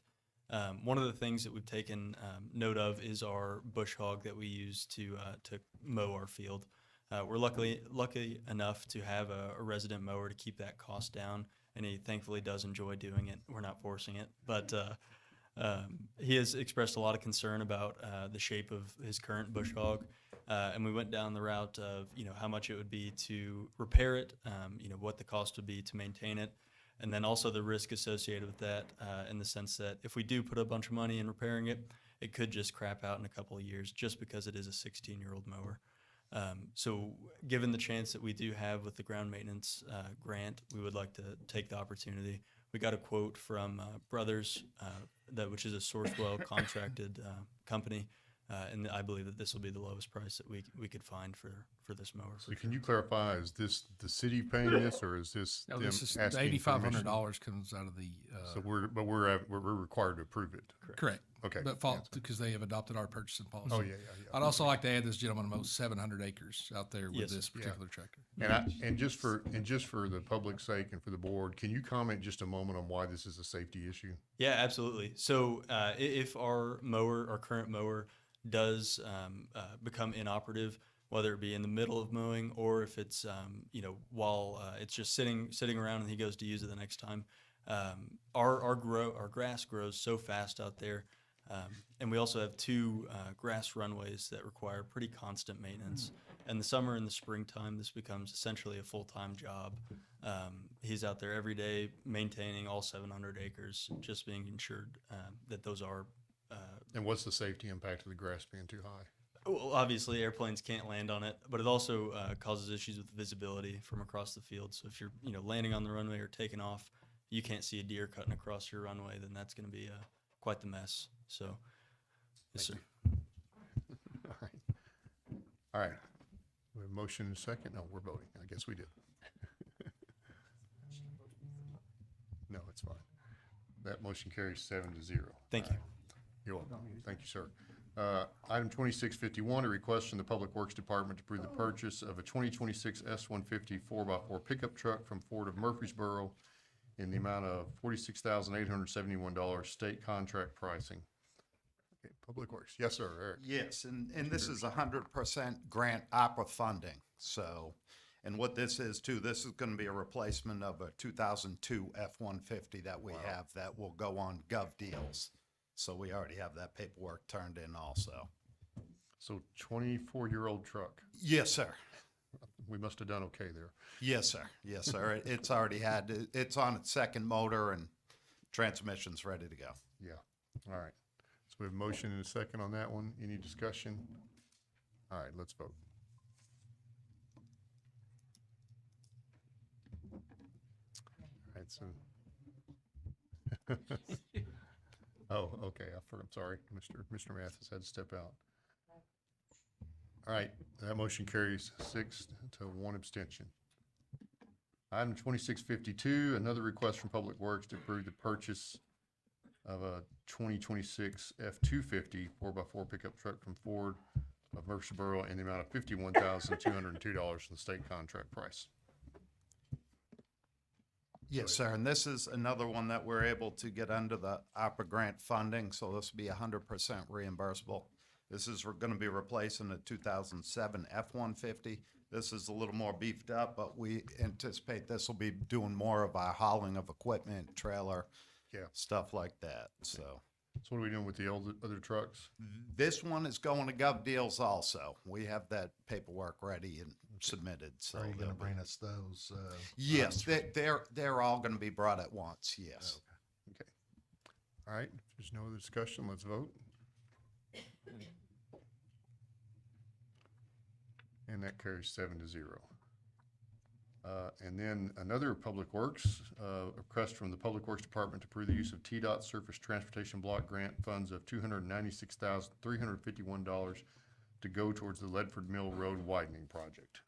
Yes, sir. And what this is our surface grant money that we receive every year for our ongoing surface jobs, which basically we have Ledford Mill, which is in need right now. And the funding that we split this would be 80,000 towards the right-of-way process and 216,000 plus towards construction.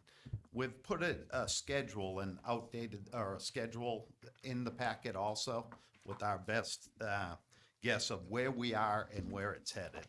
I know this has been an ongoing project for approximately 8 years and had a lot of hurdles, but we have got Mr. Worsham and we're working on deeds right now, so we're moving forward. So as everyone recalls, Ms. North was just talking about the need to fix Ledford Mill Road so we can get to that air park out there. So this is a good investment in my opinion. So Yes, very So needed. we have a motion and a second. Any questions or comments on that one? This is being funded by grant money. Yes. Yeah.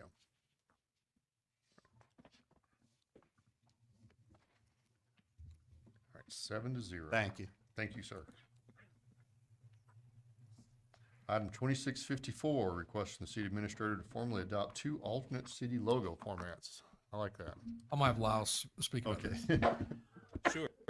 So, under our previous administration and carrying on with Mr. Dameron, we've been working on some refreshes of some of our imagery, some signage and things around town. And one of the concepts that came up is there are a lot of folks that love our seal, and it is a good seal.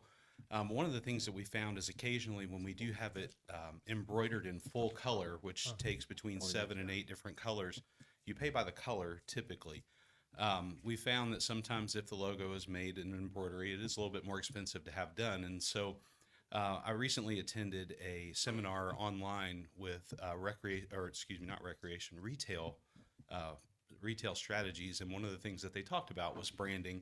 And they said several cities have gone to a simpler, more of just kind of like a refresh of what they already have. And so Jeff and I had spoken at length about some designs that I had come up with. And he particularly liked this one. And so you'll notice on your desk there's a small blue cup with a couple pencils on it that we had printed up just so you can kind of see what they look like when they're printed. I also had a shirt made for myself. Don't worry, I paid for it, not the taxpayer. So if you don't like it, I can throw it away. But one of the concepts behind this, and something I learned in that retail strategies discussion, is a lot of cities are changing their branding to also reflect their web presence, and that's something that our current city seal does not have. This seal would have our website within it, and both designs would have our website within it to also direct people towards some of our electronic communications options. So it was done completely in-house. It didn't cost us anything, with the exception of purchasing the cups, which I still think are pretty cool. But I hope that you'll consider looking at that and looking at a refresh. And I just want to iterate that this is not a replacement of what we have existing. This is an alternate logo that when we do have shirts and different things printed, some of the colorations will be a little bit simpler and a little bit cheaper. Essentially, we can do 2 colors. Yeah. And not have to pay for 7. I'm sorry, is this the color that you're recommending? I'm sorry. It's not a color thing. Okay, this is just the logo. Just the logo. Correct. Yeah, that just happened to be the color cup that was the cheapest when I ordered it. It can be any color they make. I did find, though, when I had the shirt made, I had them do it in white, and they said that it does have to have a second color within it. So I also did a little bit of gray in it. I'm happy to model, but it wouldn't be pretty. Just saying. All right. Did you have something you were going to say? Really, again, I just want to reiterate what Lyle said. We're not replacing the city seal. This is just an alternative branding, a modern logo that has our web, a lot of things, as Kelly mentioned earlier in her presentation, are discovered digitally, and there's no way to incorporate that in the current seal. This is just an alternative logo that we can use for branding. Understood. Any discussion? I'll vote yes, just so he won't have to throw away his shirt. Yeah. I appreciate that. It's nice. It wasn't cheap. So. All right. Great. We're voting now, so. All right, that passes 7-0. Thank y'all for working on that. That's a good idea. Item 2655, a request from the fire department to approve the designation of the 2012 Ford F-150 Unit V373 as surplus property and authorize its sale to the Broadview Fire Department for $8,000. Mr. Pearson. Good evening. Thanks for having me up here. This truck was actually one of our emergency vehicles when it first came. It was our first med unit. We normally take those out of service after 10 years. It is now 2026. We've been using it for about the last 3 or 4 years for a go get things truck, go to school truck, things of that nature. We recently, Broadview had reached out to us about our med units and how we utilize them. And they were asking if we had any old trucks that we had in our inventory that we weren't using anymore. This truck has become increasingly less being used. We've just got news that it's going to cost about $2,000 to $3,000 to fix a oil leak that's starting now. We told Broadview about this and let them know, so they understand it completely that they would have to take care of that. So we're just asking that we can go ahead and get that off of our insurance rolls and go ahead and move it on out since it's not being used anymore. Okay. Any questions? No, let's vote.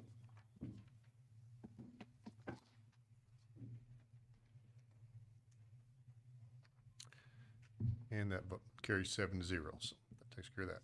All right, now we're down to our airport authority appointments. And so we said we were going to combine those, so I guess I would suggest we need to perhaps vote on these one at a time. What's your preference? I think that's probably the way you do it. I think it's the way we're Like, gonna. name them otherwise- seat 1, 2, and 3, and we'll vote on seat 1, vote Yeah. on, or take nominations. Yes, sir. 2 that are up in 2031, is that right? And 1 in 29? That's the way it looks, doesn't it? Is that correct, that both of the seats we have open are expired at the same time? Okay, May I ask a question? sure. Since Matthew requested this, is there, and we've not had either one of these individuals come before us, is your presentation of this not necessarily in support of them, but as, tell me how you got involved in this? Well, he's our airport rep. Yeah, I know, but I mean. I'm the airport liaison. It's something that I believe this is the third time now it's been added to the agenda. The first 2 times, the gentleman did show up to that meeting and they did speak at those meetings. The first time, I believe it was requested that to wait until after a study session on the airport. After that study session, I brought it a second time. It was then brought up that it was recommended to have them submit new citizen participation forms. After they did that, this is the third time. I believe that reappointing Dr. Farr and Mr. Holt would help limit the confusion that might possibly happen. If we did appoint 3 new board members tonight, that would be the 4th new board member in, I think that's 6 months now. So it would be 3 new members that would have to be trained and taught the procedures, the policies, the bylaws of the airport authority. So that is why, in my opinion, it would help from a change management perspective to reappoint these 2. Mr. Glick. I don't believe that that's an issue of having 3 new members, if that's what it is. One of the people that's applied was a former airport member. All of them seem very intelligent people to me that should have no problem learning the airport very quickly. and most of them are already airport users, so they should be very familiar with it already. And lastly, I would say that in our meeting we had with the Airport Authority, one of the complaints from the airport chairman was that when they were having a lot of problems out there, that she got no help from other board members. And these two members that they were asking to reappoint were some of those board members that didn't provide any help. So that's why I think it might be better to move on. So I think since we voted to combine these, then we just have to start down and see who the nominations end up with and who we appoint. Before we do that, though, I do have one topic I want to talk about with this. Jeff and I have talked about this a couple times. I can't remember if I've talked to the attorneys or not, but we probably ought to. So I think a number of the appointees have either hangar leases or hangars they own. And that's not necessarily an issue in my book because you can always recuse yourself. But I think we do have to be careful that we wouldn't accidentally appoint so many hangar owners that a recusal could end up with a lack of a quorum. So I think it might be of interest to members to know which of the people applying have a possible financial interest through hangar or lease or space. So I know Mr. Krim, could you just state briefly what your hangar. You have a hangar. Do you own the hangar or is it a Yes, city? I own the hangar. Yeah, he owns a hangar. I own a hangar too. You own the hangar, right? I do not. You do not own a hangar, yeah. Does your spouse own a hangar? No. Because I see her picture flying all the time, so. We no longer have. Okay. And then the other two members, Mr. Farr owns 2, and Mr. Holt does not. okay. Okay, would you go back over that, the ones that are not hangar owners, who would that be? Holt, Champion, and Manis. No. Yeah, like I say, I don't, so I'm not picking on the hangar owners. We got to talking about that and it's like, could we end up in a situation? I don't know, do the attorneys have any opinions about that? I think that's a valid consideration. Yeah, they have to have 4 members voting to have a quorum. So yeah, if you've got the majority that own hangars that would have to recuse themselves for something related to that, it could potentially present an issue. We're anticipating making some changes to hangar leases and Yes. policies. And of the other members, do any own hangars?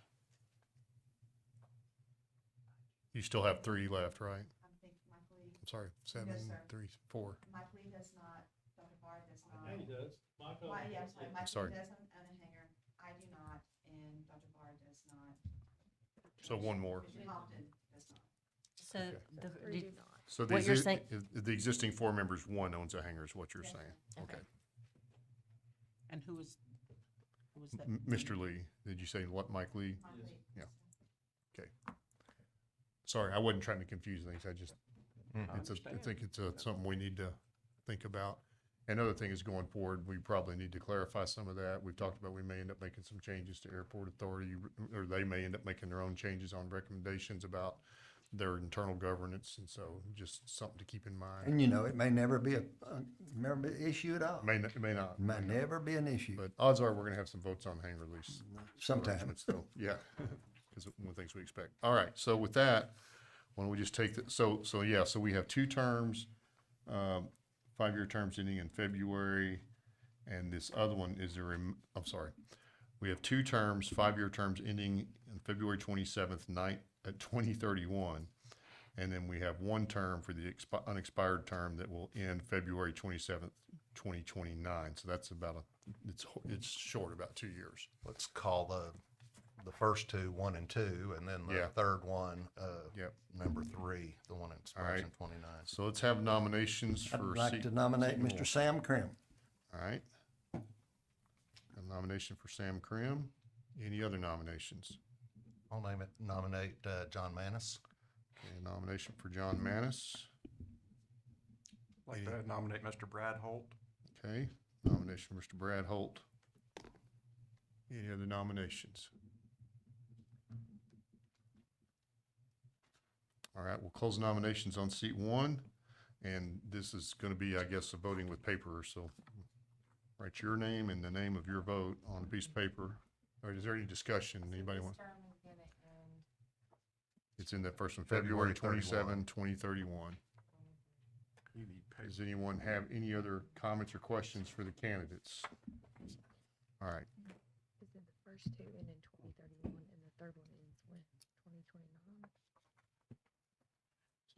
Of those nominees, I guess Holt, Manis are non-hanger owners, and Krim is a I hanger. think that's owner. correct. Okay. Yeah. Just as we keep up with it. We'll keep up with it as we go. Put your name on it, so, because we got to record the Oh, vote. I didn't put my name on mine. Yeah. Your name and the candidate's name. I don't know why I folded mine. It's like, it's I not a did too. I secret, don't know why. it's not a secret ballot. They're gonna read it out anyway. Yeah. Did you just drop one? I can reach it. You got It's just right there. Okay.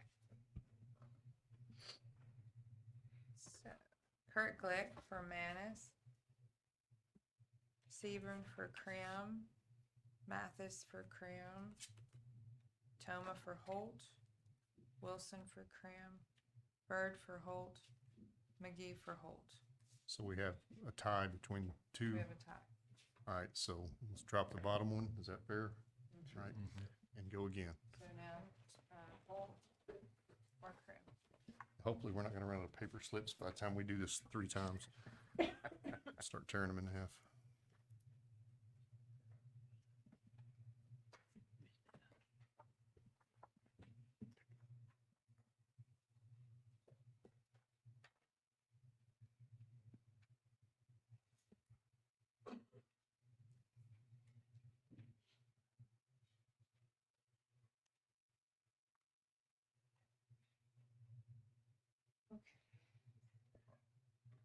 Toma for Holt, Sebring for Krim, Glick for Krim, McGee for Holt, Bird for Holt, Mathis for Krim, Wilson for Krim. So Krim. So is that 4 4 to 1. 4 to 1? Okay, 4 votes.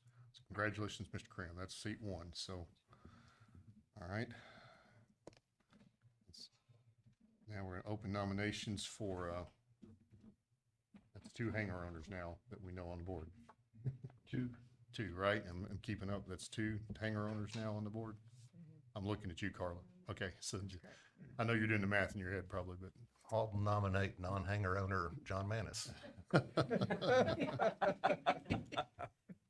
right. Any other nominations? I'll nominate Dr. Skip Farr. Okay. Any others?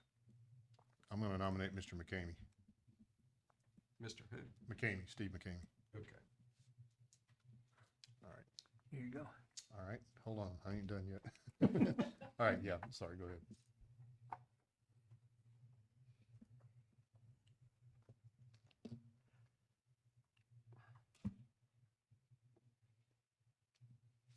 But you already voted. Oh, okay. I was leaving, sorry. We have 2 more coming.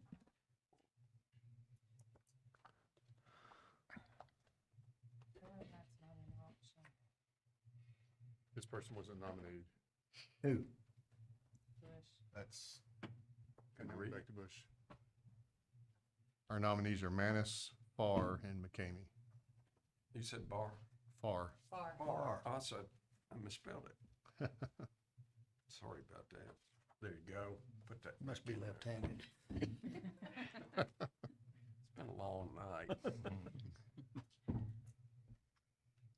McGee, Bird, and Toma voted for Farr. Glick, Mathis, and Wilson voted for Manis, I'm so sorry, and Sebring voted for McGee. So we're down to another tie. 3 Okay. again. All right, let's go again.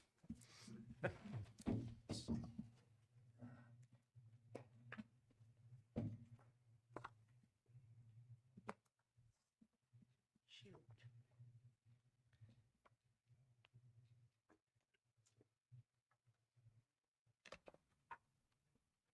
It can't be him. It has to be either Farr or. Oh, Farr or, oh, okay, I'm Or sorry. Manis. I was mistaken. Yeah. I'm sure that's somebody else's.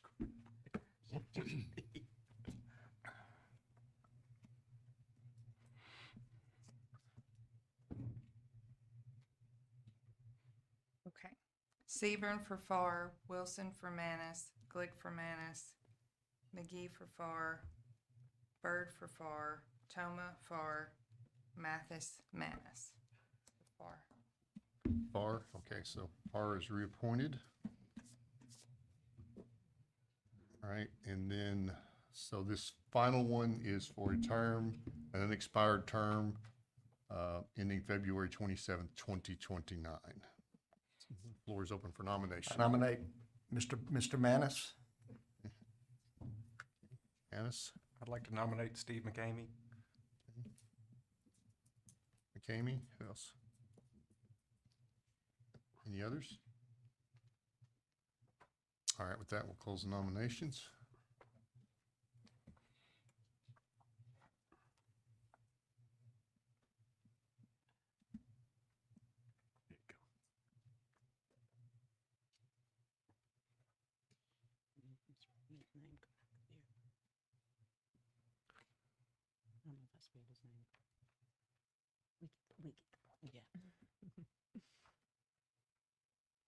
Okay. Glick for Manis, Seaborn for McCamey, Toma McCamey, Mathis for Manis, Wilson for Manis, Bird for McCamey, McGee for McCamey. 4.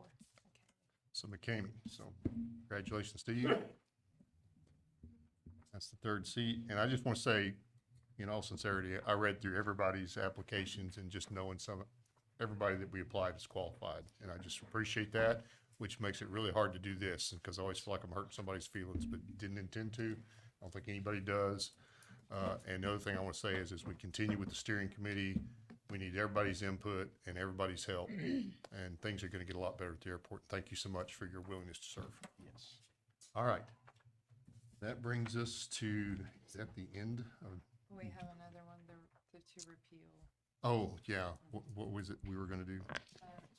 The comprehensive plan, yeah. So, yeah, we had on the agenda discuss repealing the ordinance for the comprehensive plan with the intent of reestablishing it as a resolution. So do we have a motion for that? We have a motion by Mr. Toma. Do we have a second? Yeah, I don't know if that came up. So we have a second. All right, we have a motion second. I have a question. Is it stated in this that with the intention of? No, I was just explaining Oh, what the okay, purpose was. I was just explaining what had already been stated earlier. That's not. Could it state that? I don't think it would have any bearing if it did, because you can't bind a future vote based on what you put as your rationale. You could state that. Maybe. It's fine. All right, so, so the intent here is to basically not be bound quite as hard by ordinance. Does anyone else have any comments on that? I just will restate what I said before. I think sometimes it is a good idea to be bound a little bit harder, where you have to be more contemplative of what you're voting on. And I think being an ordinance, it gives it that power. It only increases the time to change it by 2 weeks. But it would take 2 votes. And I think that's a good thing for anything to be an ordinance that is of serious nature. Okay. Any other comments? I have Yes, some, I do. and- Yep, hold on, let Oh, Ms. I'm sorry. Wilson go. I agree with what Alderman Glick said. And in addition to that, it's always been an ordinance in the past, and we've never, once that I'm aware of, had an issue with that whatsoever. So I would be in favor of keeping it the same. Thank you, ma'am. I guess my statement would be is why put yourself in a position where you have to go through a change, especially if you looked at the original language of that, it was pretty specific as to what we are required to do. And I don't have it here, but I brought it out at the original meeting. Again, I'm all supportive of it, but I don't want to put us in a situation where we're having to dispute it in possibility in the court of law. And I question that if the major cities in this state preferred an ordinance, then there must be some validity to why they would not have done it as an ordinance. So, Yeah, I would just like to reiterate a couple of the things that happened previously. One of those is in 2023, when the CPDC was first formed, one of the first tasks it was given was to make recommendations for revisions to the 2011 comprehensive plan as sort of a stopgap to fix some areas that were objectionable in that plan while the new plan was being worked on. That item came before this Board of Mayor and Aldermen in 2023 as an ordinance, as ordinance number 1582. That ordinance adopted the comprehensive plan as revised. It is my understanding, and correct me if I'm wrong, but the only thing that can override or repeal an ordinance is another ordinance. Just like when we have revisions to the zoning map come through, which is an adopted ordinance, it has to be done via an ordinance. Now, one of the clarifications I would like to make is that the comprehensive plan is not an ordinance, but it's adopted via an ordinance. In the ordinance 1582, that makes specific reference to TCA 134201, which outlines the adoption of a comprehensive plan. The Planning Commission makes the resolution to adopt it, and then the Board of Mayor and Aldermen can confirm that via an ordinance. However, that ordinance is not the entire plan in and of itself. It's just the Board of Mayor and Aldermen confirming that they agree with the plan as adopted by the Planning Commission. Now, whether or not we can adopt that via a resolution, I have no opinion on it either way. However, I do know that only ordinances can repeal prior ordinances, which is why this one was brought before you as an ordinance, so that it would be able to take over ordinance 1582, which was the revised 2011 comprehensive plan. Do our attorneys have any opinion about that? Yeah, I do. If we repeal this one, are we automatically reinstating the old one? No, you're not. This is a new plan. And so again, the reason that all the cities are doing this now as a resolution, and really we're one of the only cities that has been doing this as an ordinance for as far back for the last 10 years, as far as I could find. But it can be argued, as Mr. Luthi kind of indicated, an ordinance is binding. And so when you pass it as a resolution, it's endorsed by the board, but it does not become binding. That is the purpose of doing it as a resolution, because you want that flexibility with a comprehensive plan. You don't want some developer to be able to come in and argue that it carries greater legal weight than intended by the board because it was passed as an ordinance rather than a resolution. In reality, in practicality, it's going to have the same effect. It's the same plan.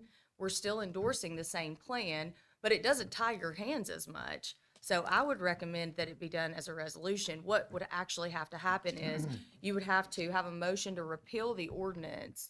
That would have to be passed on 2 readings. But you also need a motion to adopt a resolution, 2 separate motions. Right. That would be the appropriate procedural way to do this. But no, you're not automatically reinstating the prior ordinance by doing this as a resolution. As I said, almost all cities, in fact, all of the ones that I looked at are doing this by resolution. Okay. Any other questions or comments? So does that mean that we need to vote on a resolution tonight, or is that something that if passed tonight on repealing this, we can pass the resolution on the second reading? I would think it would be wise to go ahead and, if you're going to do that, vote on repealing the ordinance and vote on adopting the resolution at the same time so that there's not a gap. It would be 2 separate votes, but do it at the simultaneously. Well, we would do that at tonight. the next meeting. We could do it the next meeting, correct? You can do that when you second do reading. the second reading for the ordinance too, but either way, they need to be consecutive because you don't want to have a gap. Yeah, okay. All right. So the votes this evening, so right now would just be to repeal the ordinance on the first reading. We can deal with the other one next time. So let's go ahead and vote.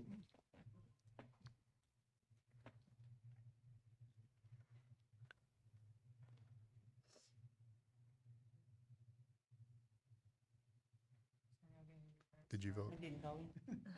Did I not vote? It's not working. It's not working. That motion carries 5-2, so repealed on first reading. So we'll deal with that second reading the next meeting. And I will also be glad to send out the research that I also shared to Bush whenever he asked me to Yeah, research it. I'll appreciate send that. that to the whole board so that you Thank all you. have that as well. Before the meeting is adjourned, can I make a motion to have the resolution of the 2045 plan added to this? I think we can do it mid-meeting with 2/3 majority. We don't, there's no need to do it. I mean, Okay. it's, because we don't have to vote on that one twice, so we vote on it next time, one time, we're done. All right, that works. Yep.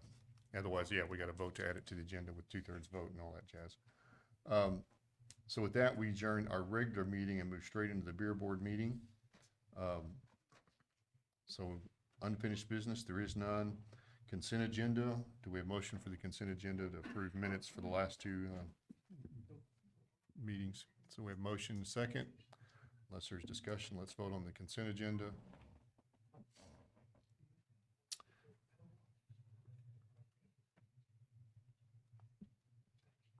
Bush, yours is again. Not, you're going too fast, that's what it is. You're getting ahead of it. So that matters, that carries 6 yea and 1 abstention. So the consent agenda is approved. And then the only other item we have there is new business, item 26-BB-12, a request to approve beer application for an on-premises permit for Chez L. Did I say that right? Is it the applicant here? Shea-LA. She is not. Shea-LA. Shea-LA, okay. 210 East Lincoln Street, Monica Underwood, the owner and manager, will oversee beer sales. She's the new owner of the, where Emails was. Okay. She's moving in. So do we have a She couldn't be policy? here. She was in, Texas. Did we have a policy requiring attendance? Okay, There's not. thinking something else. All right. Well, I'm glad to hear that someone's gonna try to keep it open. So, Yes. all right, we have motion second, unless there's any discussion, let's vote.